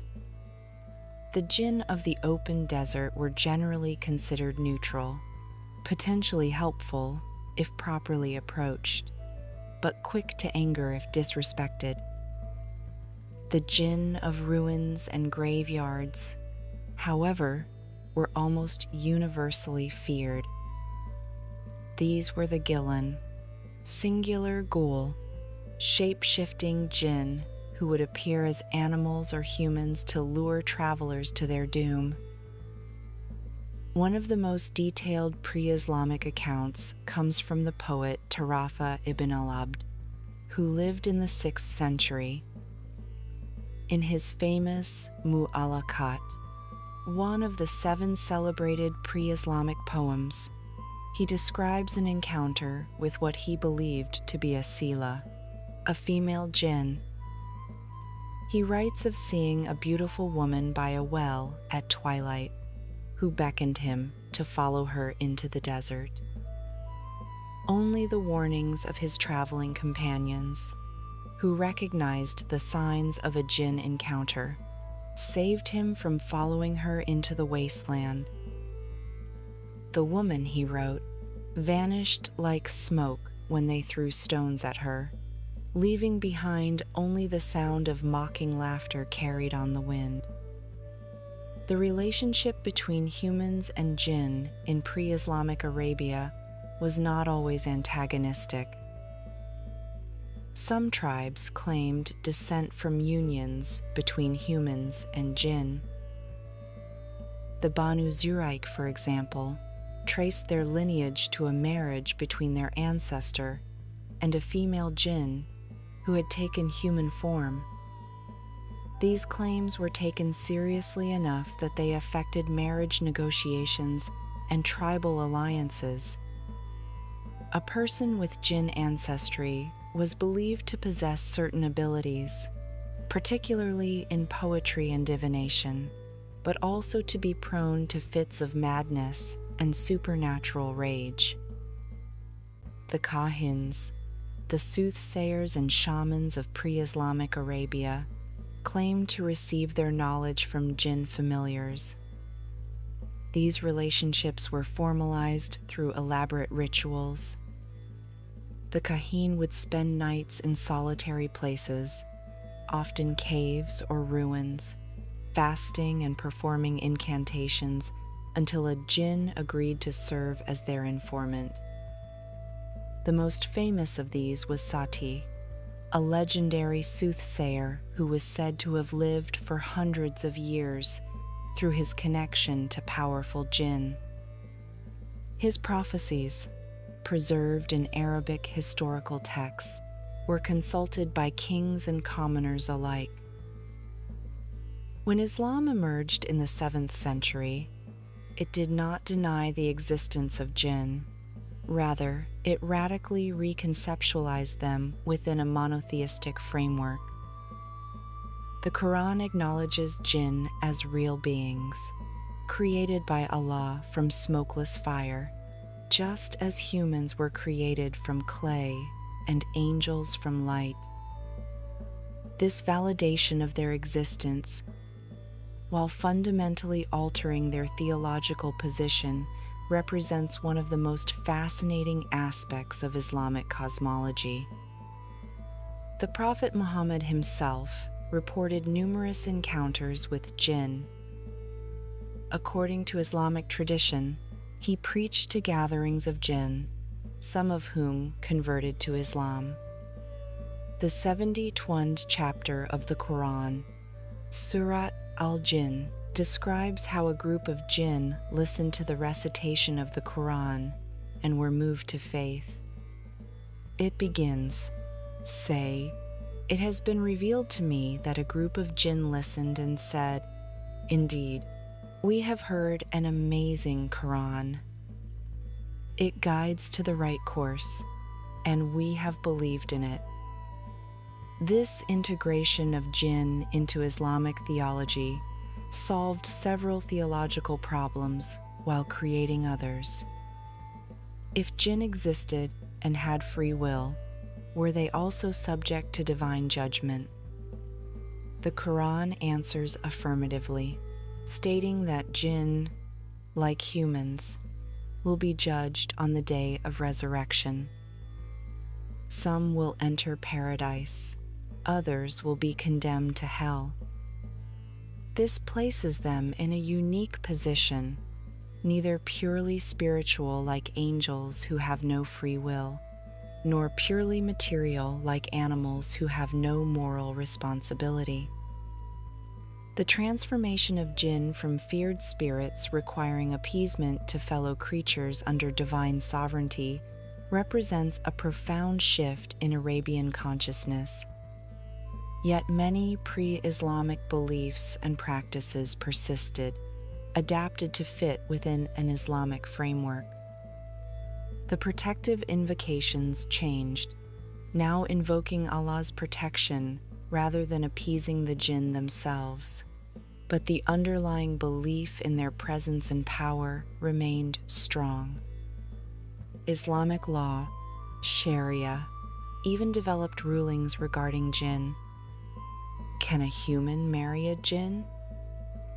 Most scholars said no, though some allowed it under specific circumstances. If a jinn possesses a human and commits a crime, who is responsible? The human is generally held blameless, though exorcism is recommended. Can jinn give valid testimony in an Islamic court? The majority opinion is no, since they cannot be seen and identified with certainty. These legal discussions, recorded in medieval Islamic jurisprudence texts, reveal how seriously the existence of jinn was taken.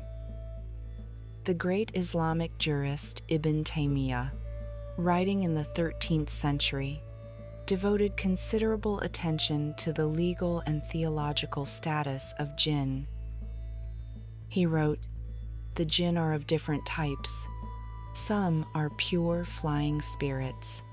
Some take the form of snakes and dogs, and some alternate between forms." His categorization influenced Islamic thought on jinn for centuries to come. The medieval Islamic world also saw the development of an entire literature devoted to jinn. Works like al-Damiri's Hayat al-Hayawan, a comprehensive encyclopedia of animals both natural and supernatural, devoted extensive sections to different types of jinn, their habits, habitats, and how to deal with them. These texts combined Quranic verses, hadith traditions, and accumulated folklore into systematic treatments that influenced both scholarly and popular understanding of jinn. The Quran mentions jinn explicitly in over 30 verses, weaving them into the fundamental narrative of creation and divine purpose. The most significant of these is found in Surah Ar-Rahman, verse 15, which states, "And he created the jinn from a smokeless flame of fire." This single verse establishes their essential nature, beings of pure energy, contrasted with humanity's earthly origin and the angels' creation from light. The creation story of jinn predates that of humanity according to Islamic tradition. Surah Al-Hijr, verses 26 and 27, make this chronology clear.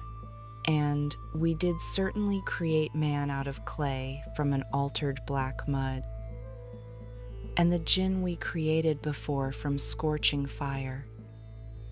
This temporal precedence gives jinn a claim to seniority in creation, a fact that becomes crucial in understanding the fall of Iblis, the Islamic Satan figure. The story of Iblis represents perhaps the most theologically significant narrative involving jinn. According to the Quran, when Allah commanded all beings to bow before Adam, the first human, Iblis refused. His reasoning, preserved in multiple Quranic passages, was that he was created from fire while Adam was created from clay, making him superior. Surah Al-Araf, verse 12, quotes Iblis saying, "I am better than him. You created me from fire and created him from clay." This refusal marks the first act of disobedience in creation, transforming Iblis from a devoted worshiper. Some traditions say he was so pious he was elevated to worship among the angels, into the eternal enemy of humanity. The Quran makes clear that Iblis was not an angel but a jinn, as stated in Surah Al-Kahf, verse 50. And when we said to the angels, "Prostrate to Adam," and they prostrated, except for Iblis. He was of the jinn and departed from the command of his Lord. This distinction is crucial for Islamic theology. Angels, being created without free will, cannot disobey Allah. Jinn, possessing free will like humans, can choose obedience or rebellion. Iblis chose rebellion, and his punishment was expulsion from divine presence, though he was granted respite until the day of judgment to test humanity. The Hadith literature, the recorded sayings and actions of Prophet Muhammad, provides even more detailed information about jinn. In Sahih Muslim, one of the most authoritative Hadith collections, the Prophet is quoted as saying, "The jinn are of three types. One type flies through the air, one type consists of snakes and dogs, and one type stops for rest, then resumes its journey." Another significant hadith, found in Sahih Bukhari, describes how jinn would attempt to eavesdrop on heavenly conversations. The Prophet explained that before his mission, jinn could ascend to the lower heavens and listen to the angels discussing divine decrees. They would then relay this information to soothsayers, mixing truth with falsehood. However, with the advent of his prophethood, the heavens were guarded more strictly, and jinn attempting to eavesdrop would be struck by shooting stars. This explanation for shooting stars appears in the Quran itself, in Surah Al-Jinn, verses 8 and 9, where the jinn themselves are quoted, "And we have sought to reach the heaven, but found it filled with powerful guards and burning flames. And we used to sit therein in positions for hearing, but whoever listens now will find a burning flame lying in wait for him." The Prophet Muhammad's personal encounters with jinn are documented in numerous hadith. One of the most detailed accounts describes the night of the jinn, when he was taken to preach to a gathering of jinn. Ibn Masud, one of his companions, reported that the Prophet disappeared one night, causing great concern among his followers. When he returned, He explained that he had been invited by the Jinn to recite the Quran to them. The Prophet provided specific guidance on coexisting with Jinn. He taught that Jinn frequent dirty places, particularly toilets and garbage dumps, and advised Muslims to seek refuge in Allah when entering such places.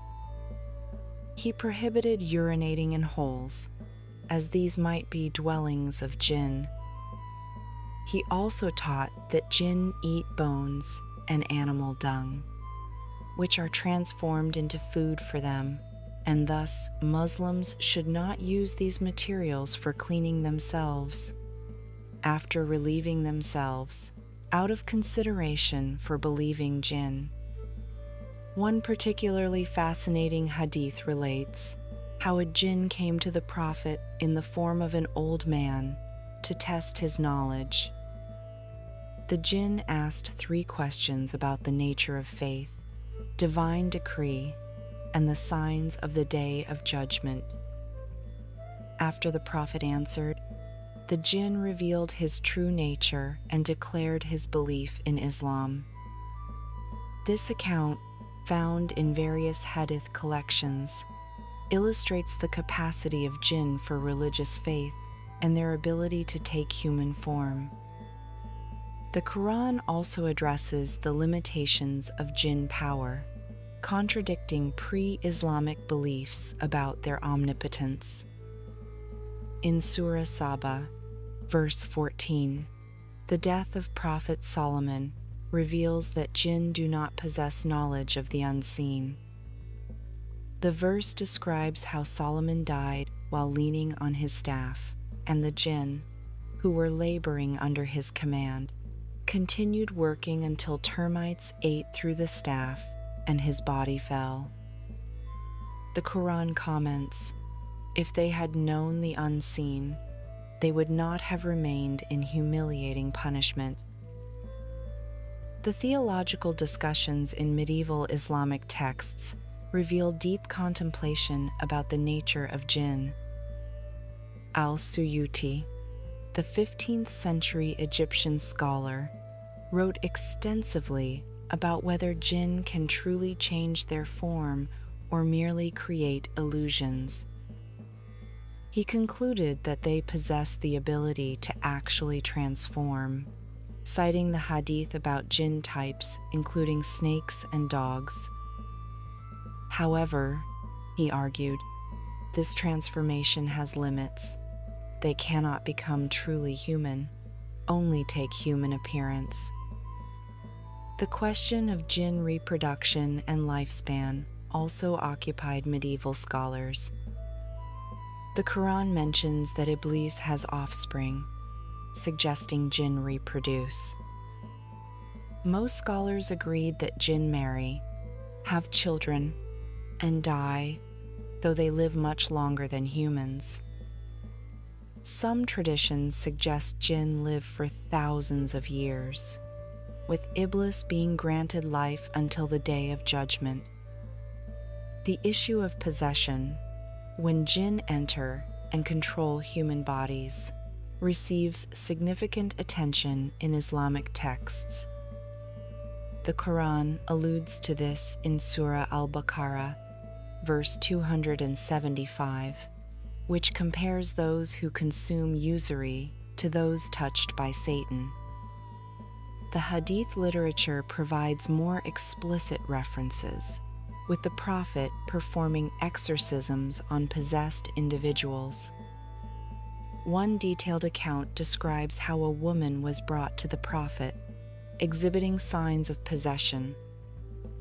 The Prophet addressed the possessing Jinn directly, saying, "Come out, enemy of Allah. I am the messenger of Allah." The Jinn spoke through the woman, agreeing to leave, and the woman recovered immediately. This established the prophetic precedent for exorcism in Islamic tradition. The Islamic scholarly tradition developed elaborate classifications of Jinn, drawing from Quranic verses, hadith, and accumulated experience. These classifications go far beyond simple good and evil, describing complex hierarchies, abilities, and characteristics that rival any fantastic bestiary. The Ifrit, plural Afarit, to represent the aristocracy of the Djinn world. The Quran mentions an Ifrit in the story of Solomon and the Queen of Sheba, where one offers to bring her throne from Yemen to Jerusalem before Solomon could rise from his seat. This demonstrates their immense power and speed. Medieval texts describe Ifrits as massive beings of pure fire, capable of taking any form but preferring imposing, terrifying appearances. Al-Damiri, in his 14th century encyclopedia, describes encountering testimonies about Ifrits from travelers in the Egyptian desert. They reported seeing pillars of fire that moved against the wind, shapes that transformed from towering giants to creeping shadows, and voices that spoke from empty air in ancient languages. One account describes an Ifrit that haunted the ruins of Memphis, appearing as a bull-headed man wreathed in flames, guarding what locals believed to be pharaonic treasures. The power hierarchy among Ifrits themselves is complex. Some texts describe Ifrit kings who rule over vast territories in the unseen realm. The manuscript Kitab al-Bulhan, compiled in the 14th century, names several of these kings: Al-Ahmar the Red, who rules over the Ifrits of fire, Murra, who commands the Ifrits of the air, and Shamhurish, who governs those bound to the earth. Each king supposedly commands legions of lesser Ifrits and has specific days and hours when their power peaks. The Marids represent another powerful class, often associated with water, but not exclusively. Ibn al-Wardi, a 13th century Arab scholar, describes Marids as the strongest type of Djinn, capable of lifting entire ships from the ocean or creating sandstorms that last for days.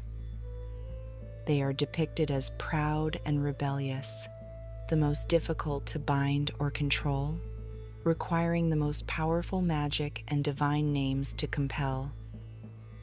Coastal Arabian communities developed extensive lore about Marids. Fishermen from Oman told of Marids who lived in underwater palaces made of pearl and coral, occasionally surfacing during storms to sink ships that had offended them.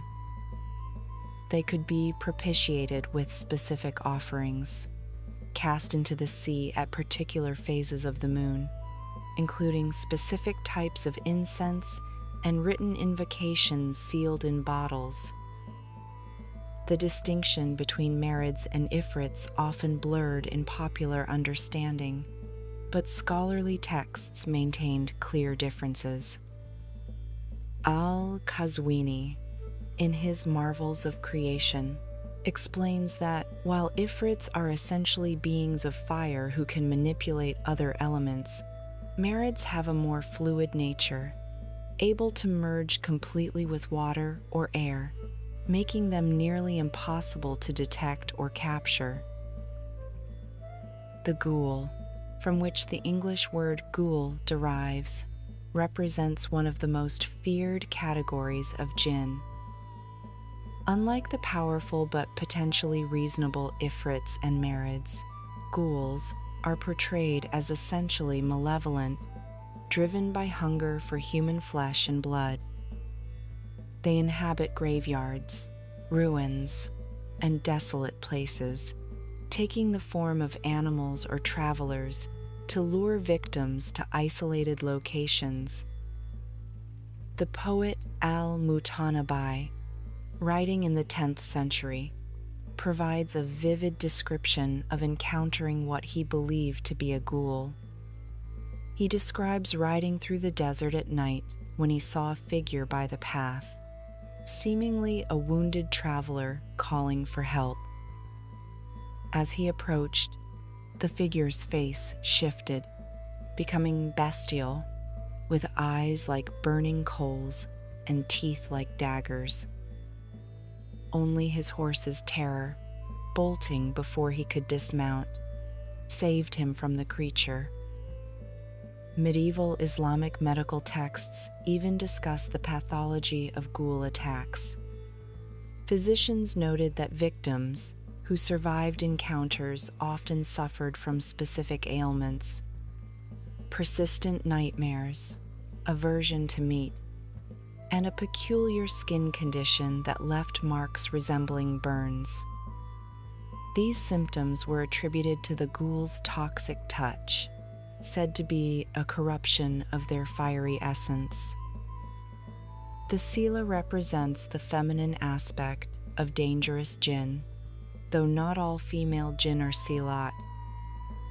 These beings are described as seductresses who appear as beautiful women to tempt men into remote places.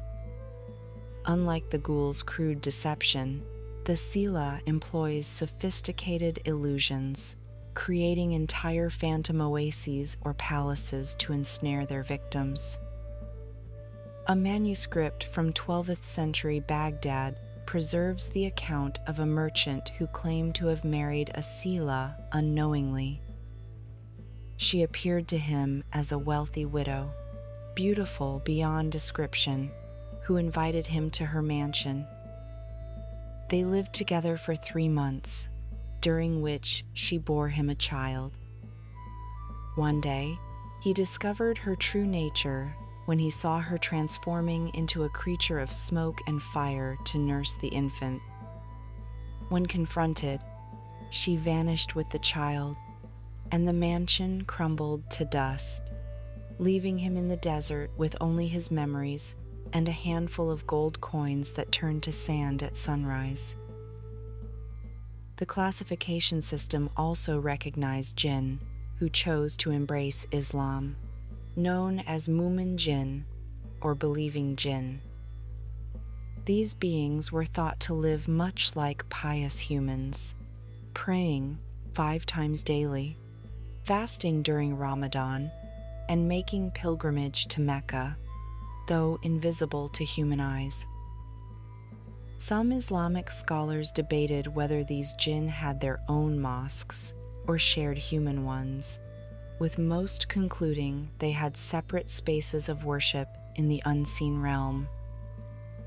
Al-Jahiz, the 9th century polymath, collected accounts of encounters with believing Djinn. One tells of a scholar who regularly found his difficult questions answered in writing when he left them on his desk overnight. The answers came in an archaic script with references to texts he had never read. Eventually, a note appeared explaining that a believing Djinn, grateful for the scholar's teachings, which he overheard, wished to contribute to the spread of knowledge. The Quran represents a unique category, a personal Djinn assigned to every human from birth. The Hadith literature describes the Quran as a constant companion who whispers temptations and evil suggestions. Even the Prophet Muhammad had a Quran, though he stated that Allah helped him overcome it, and his Quran had become Muslim, only enjoining him to good. The concept of the Quran explains many psychological phenomena in medieval Islamic thought. Depression, intrusive thoughts, and sudden personality changes were often attributed to the influence of one's Quran. Scholars developed prayers and practices specifically designed to weaken the Quran's influence, including regular recitation of certain Quranic verses and maintaining ritual purity. Lesser categories of jinn filled out this supernatural taxonomy. The Jinn were described as the weakest jinn, barely more powerful than humans, often living as scavengers on the margins of both human and jinn society. The Naznas were portrayed as hybrid beings, half human and half jinn, the result of forbidden unions, possessing limited shape-shifting abilities and generally shunned by both parent races. No figure in Islamic and Jewish tradition is more associated with power over jinn than Prophet Solomon, known as Sulayman in Arabic. His dominion over jinn, granted by Allah as both a blessing and a test, represents the apex of human authority over these beings. The Quran relates that Solomon inherited his father David's kingdom and was given additional powers. Surah An-Naml, verse 17, states, "And gathered for Solomon were his soldiers of the jinn and men and birds, and they were marshaled in rows." This verse establishes Solomon's unique position as commander of a supernatural army, unprecedented in human history. The source of Solomon's power over jinn was the legendary Seal of Solomon, described in various Islamic and Jewish texts as a ring bearing the greatest name of God. Al-Tabari, the 9th century historian, preserves multiple traditions about this seal. One describes it as made of iron and brass, with 4 jewels given by 4 different angels. Each jewel granted control over a different aspect of creation, one over jinn, one over humans, one over winds, and one over animals.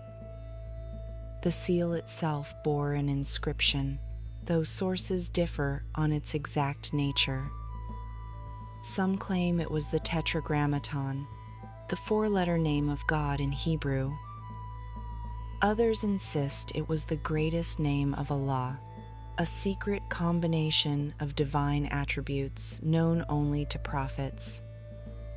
The 11th century scholar Al-Talabi writes that the inscription changed depending on who looked at it, appearing in the language and script most meaningful to the observer. The physical description of the seal varies across texts, but certain elements remain consistent.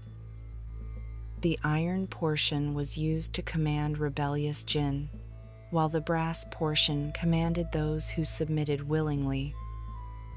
When Solomon stamped a jinn with the seal, they became bound to his service until released.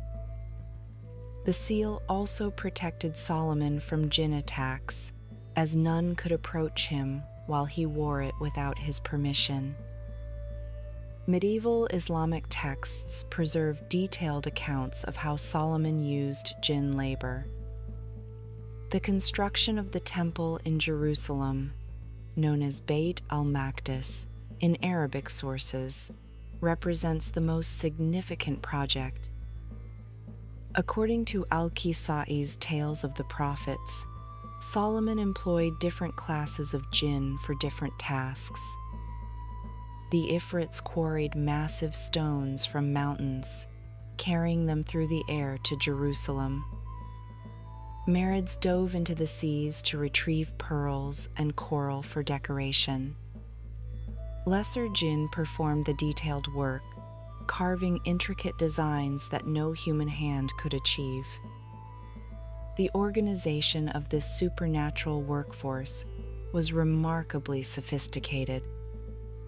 Ibn Kathir, in his Stories of the Prophets, describes how Solomon appointed jinn overseers, each responsible for specific numbers of workers.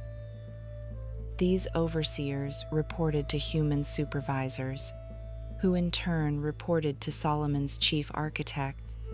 a man named Hiram, according to some sources, though others say he too was a Djinn. The working conditions for Djinn laborers were harsh. They were required to work continuously, day and night, as they needed neither sleep nor food in the way humans did. Those who rebelled or showed laziness were imprisoned in copper vessels, sealed with Solomon's seal, and cast into the sea. This punishment became legendary, giving rise to countless tales of fishermen inadvertently releasing imprisoned Djinn centuries later.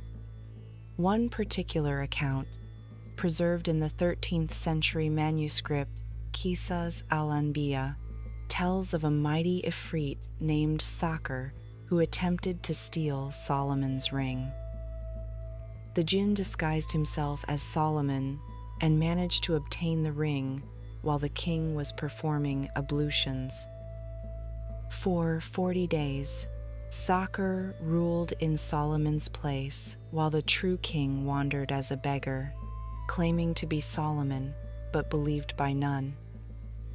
Eventually, the ring was recovered when Sakr, unable to maintain the disguise perfectly, and was exposed by Solomon's wives, who noticed his strange behavior. The temple's construction involved miraculous techniques that only Djinn could accomplish. The stones were cut without iron tools, as iron was forbidden in the temple's construction. Instead, Solomon employed a legendary creature called the Shamir, described variously as a worm or a stone that could cut through anything. The Djinn were tasked with finding and capturing this creature, which required searching the entire earth. Beyond construction, Solomon used Djinn for various other purposes. They served as his intelligence network, gathering information from across the known world. They transported his throne when he traveled, allowing him to breakfast in Damascus and dine in Yemen. They dove into the seas to gather treasures and scout for resources. Some were even employed as scribes, writing in languages unknown to humans, creating texts that only Solomon could read. The story of Solomon and the Queen of Sheba, known as Bilqis in Islamic tradition, prominently features Djinn. When Solomon learned of her kingdom's sun worship, he sent a letter via the hoopoe bird, summoning her to monotheism. Before her arrival, Solomon asked his council, which included both humans and Djinn, who could bring her throne from Yemen. An Ifrit of the Djinn offered to retrieve it before Solomon could rise from his council, demonstrating the immense speed and strength of these beings. However, one with knowledge of the book, identified in some traditions as Asif ibn Barkiya, Solomon's human vizier, brought it in the blink of an eye through divine knowledge. This episode demonstrates that while Djinn power was great, divine knowledge surpassed it. The Queen of Sheba herself was rumored to have Djinn ancestry. When she arrived at Solomon's palace, he had constructed a floor of crystal beneath which water flowed. Thinking it was water, she lifted her skirts, revealing her legs. Some traditions state Solomon did this to verify whether she had hairy legs or hooves, signs of Djinn heritage.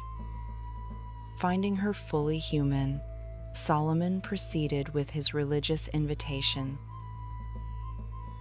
Solomon's control extended to imprisoning rebellious Djinn in various objects.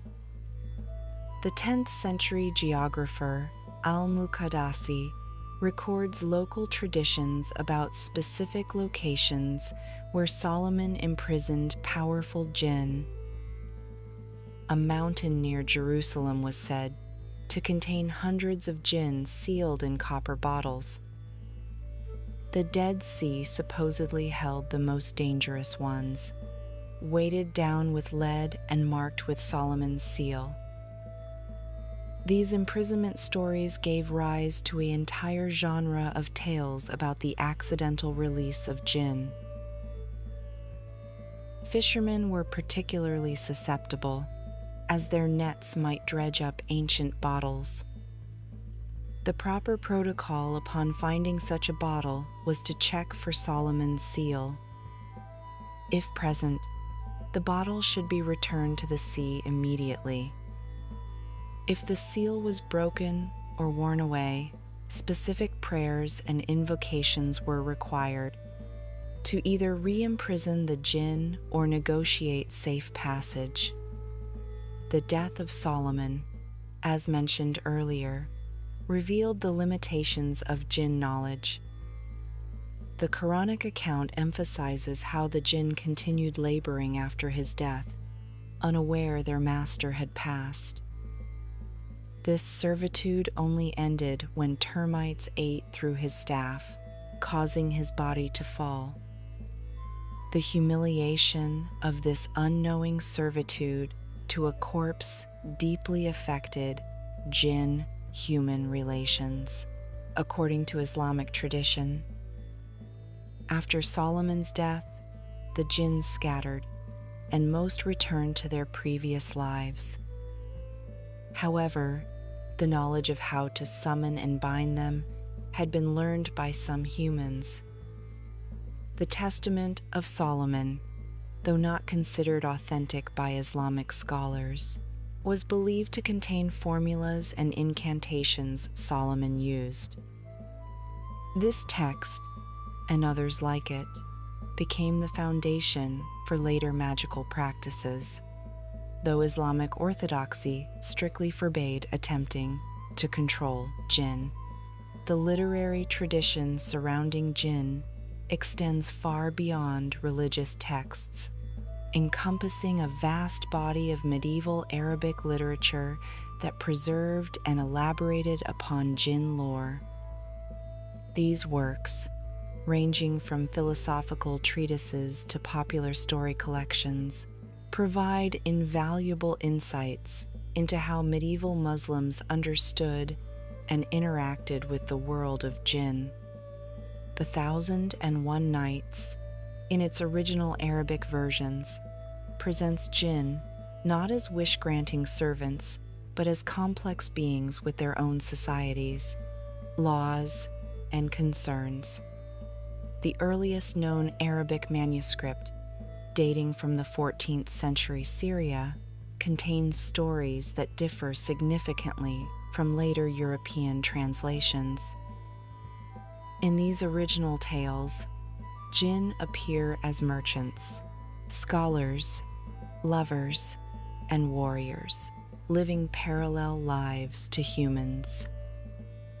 The story of the City of Brass, found in the authentic Arabic versions, tells of an expedition sent by the Caliph Abd al-Malik to find the bottles in which Solomon imprisoned jinn. The expedition discovers an entire city, perfectly preserved but entirely dead, its inhabitants having perished while still believing their jinn king would save them. The tale serves as a meditation on mortality, divine power, and the limits of both human and jinn existence. Another significant story, The Porter and the Three Ladies of Baghdad, features jinn as integral to the plot, but not as simple magical helpers. An Ifrit appears as a wronged husband seeking justice for his wife's infidelity, demonstrating that jinn experience jealousy, love, and betrayal just as humans do. The resolution requires negotiation and legal reasoning rather than magical compulsion, reflecting Islamic legal principles applied to jinn affairs. Ibn al-Nadim's Fihrist, compiled in the 10th century, catalogs numerous lost works about Djinn. He mentions a book of Djinn judgments by Judge Abu Bakr al-Ash'ari, which supposedly contained legal rulings for cases involving Djinn. Another lost work, The History of Djinn Kings by al-Hasan ibn Ahmad, allegedly chronicled the dynasties and wars of Djinn nations. Though these texts are lost, their titles suggest a sophisticated literary tradition treating Djinn as subjects worthy of serious study. Al-Qazwini's Marvels of Creation and Oddities of Existence, written in the 13th century, devotes extensive sections to Djinn. He describes their cities, built in remote mountains and beneath the seas, with architecture that defies human understanding. One passage describes the city of Jabalka, inhabited entirely by believing Djinn who follow Islamic law more strictly than most humans. Another tells of Jabarsa, its twin city, where Djinn practice various religions and philosophies, engaging in theological debates that last centuries.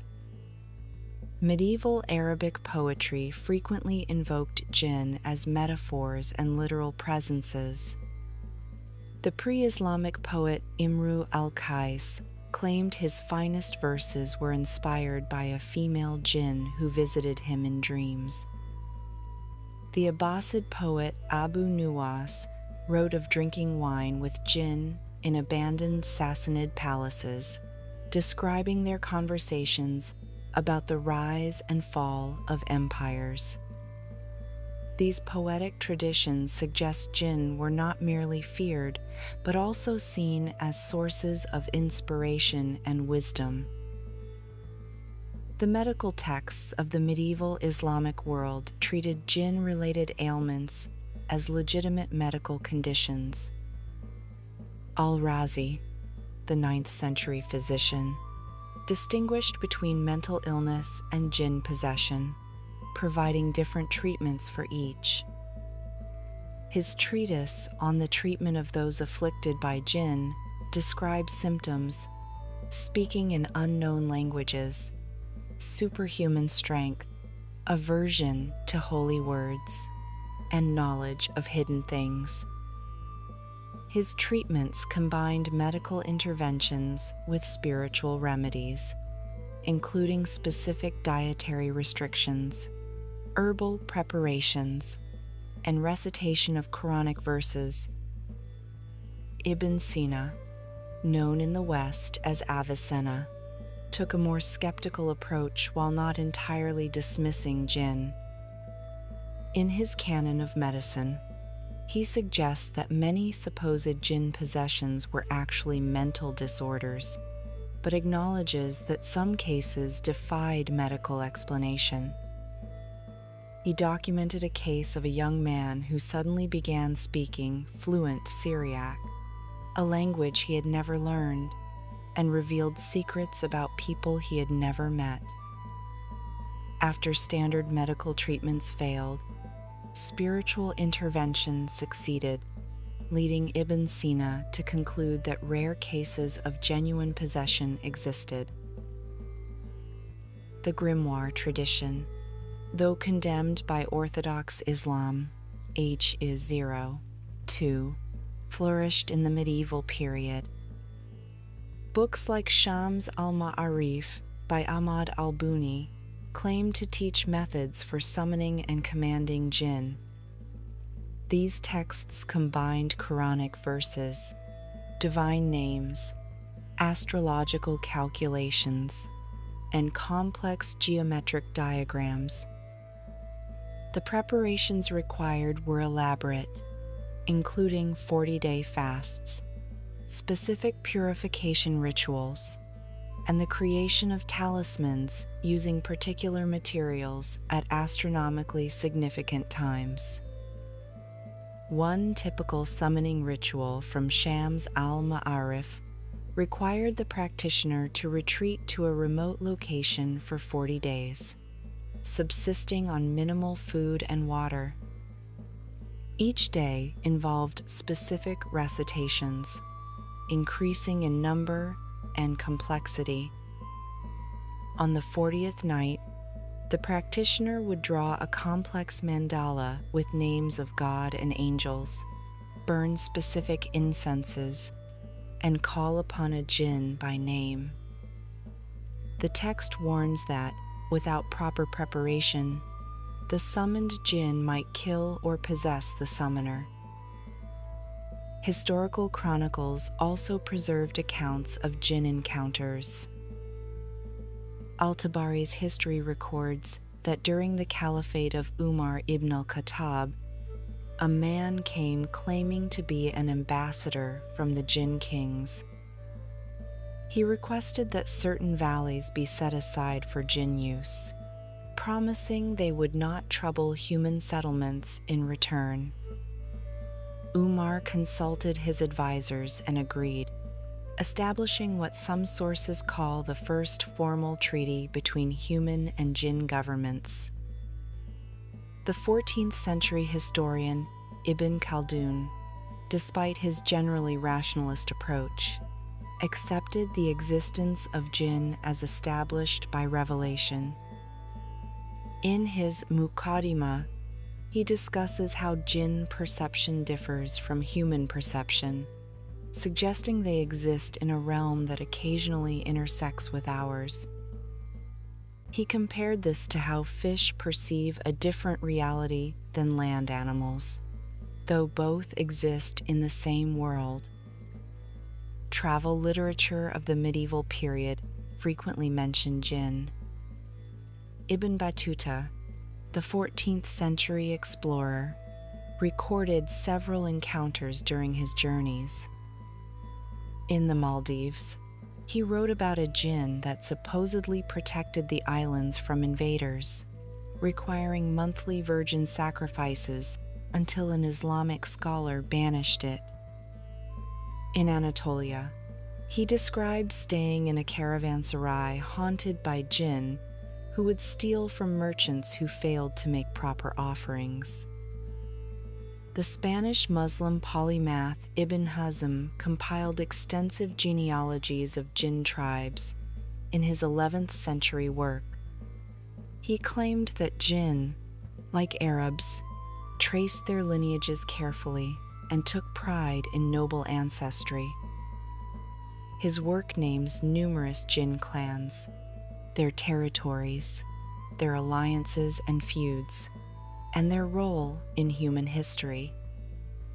Some tribes supposedly aided Muslim conquests, while others opposed them, fighting invisible battles parallel to human conflicts. Medieval Arabic manuscripts also preserve talismans and amulets for protection against Djinn. These ranged from simple written verses to complex geometric designs incorporating Quranic text, divine names, and astronomical symbols.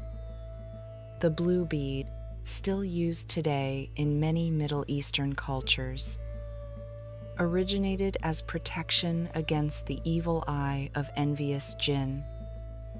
Houses were built with specific architectural features, false doors, maze-like entrances, and mirrors, designed to confuse or repel Djinn. As we reach the end of our journey through the world of Djinn, we must ask ourselves what these beings represented to the ancient and medieval mind.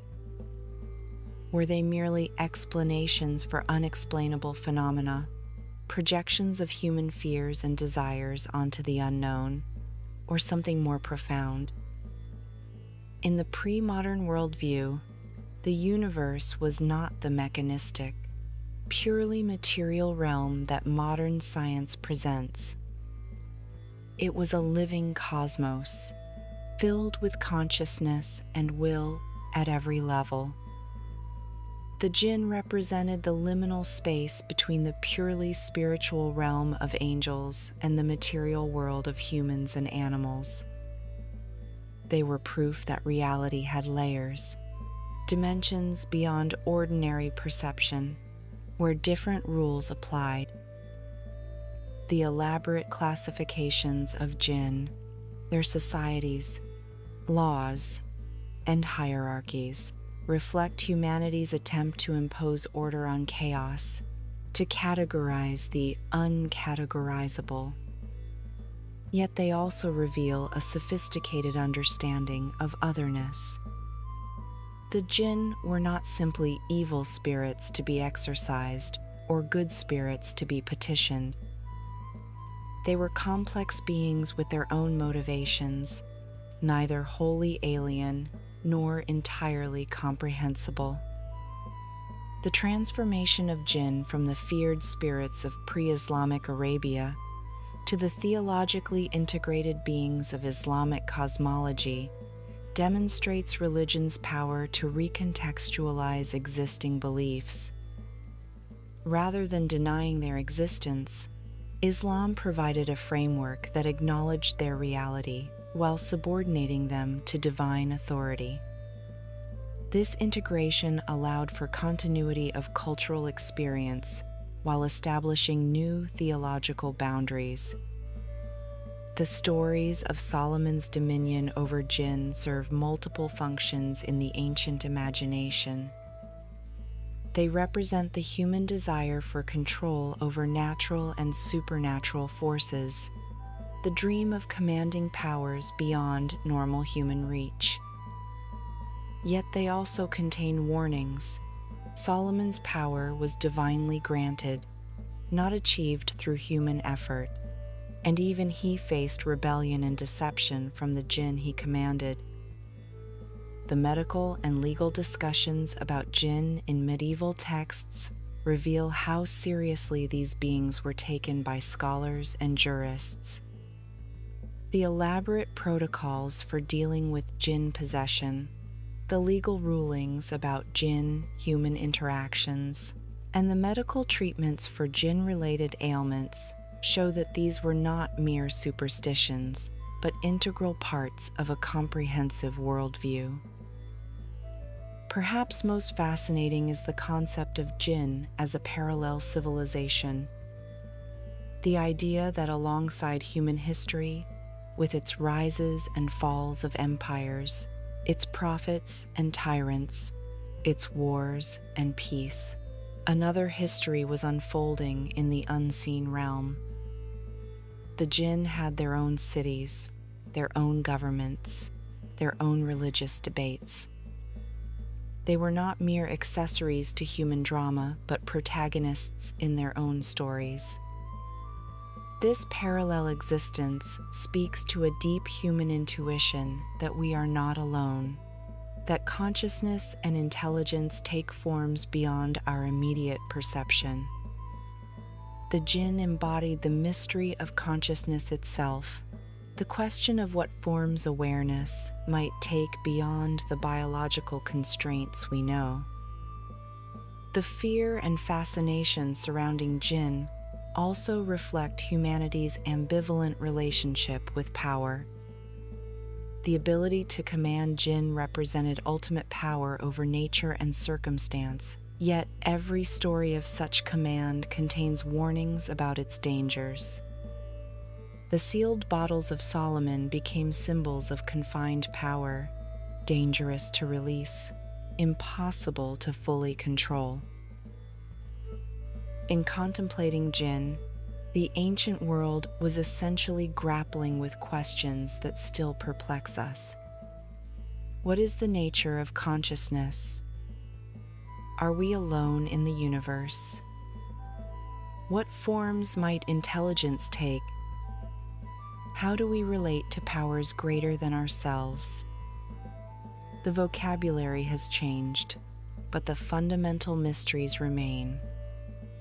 The Djinn tradition also speaks to the power of narrative and belief to shape human experience. Whether Djinn exist in any objective sense, Their impact on human culture, behavior, and imagination is undeniable.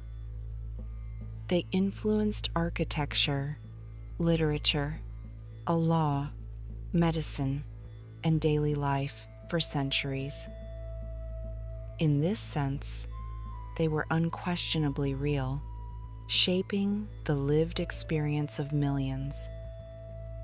Perhaps we should ask ourselves whether our modern dismissal of such beliefs represents enlightenment or impoverishment. Have we gained clarity by rejecting the unseen, or have we lost something essential, a sense of mystery, of possibility, and of worlds beyond our immediate perception? The ancient belief in Djinn reminded humanity that the universe was vast, mysterious, and full of wonders and terrors beyond human comprehension. This raises a fascinating question about the nature of reality itself. If millions of people across centuries experienced encounters with Djinn, documented them, built their lives around protecting themselves from or appealing to them, what does this tell us about the human experience? Were they all deluded, or were they perceiving something we have trained ourselves not to see? The Djinn, whether understood as psychological projections, spiritual realities, or something else entirely, remind us that human experience has always included encounters with the inexplicable. They represent the eternal human struggle to understand and categorize experiences that don't fit neatly into our models of reality. In our age of technology and materialism, we might benefit from remembering that mystery and wonder have always been part of the human experience. As we close this exploration, we leave you with these thoughts. The Djinn, in all their complexity, represent humanity's long dialogue with the unknown. They are mirrors reflecting our fears, desires, and endless curiosity about what lies beyond the veil of ordinary perception. Whether they exist in smokeless fire or in the fire of human imagination, they have shaped our world in profound ways. What do you think? Do these ancient accounts of Djinn point to something real beyond our current understanding, or do they reveal more about the human psyche than about external reality? Share your thoughts and experiences in the comments below, and let us continue this ancient conversation about the seen and unseen worlds that surround us.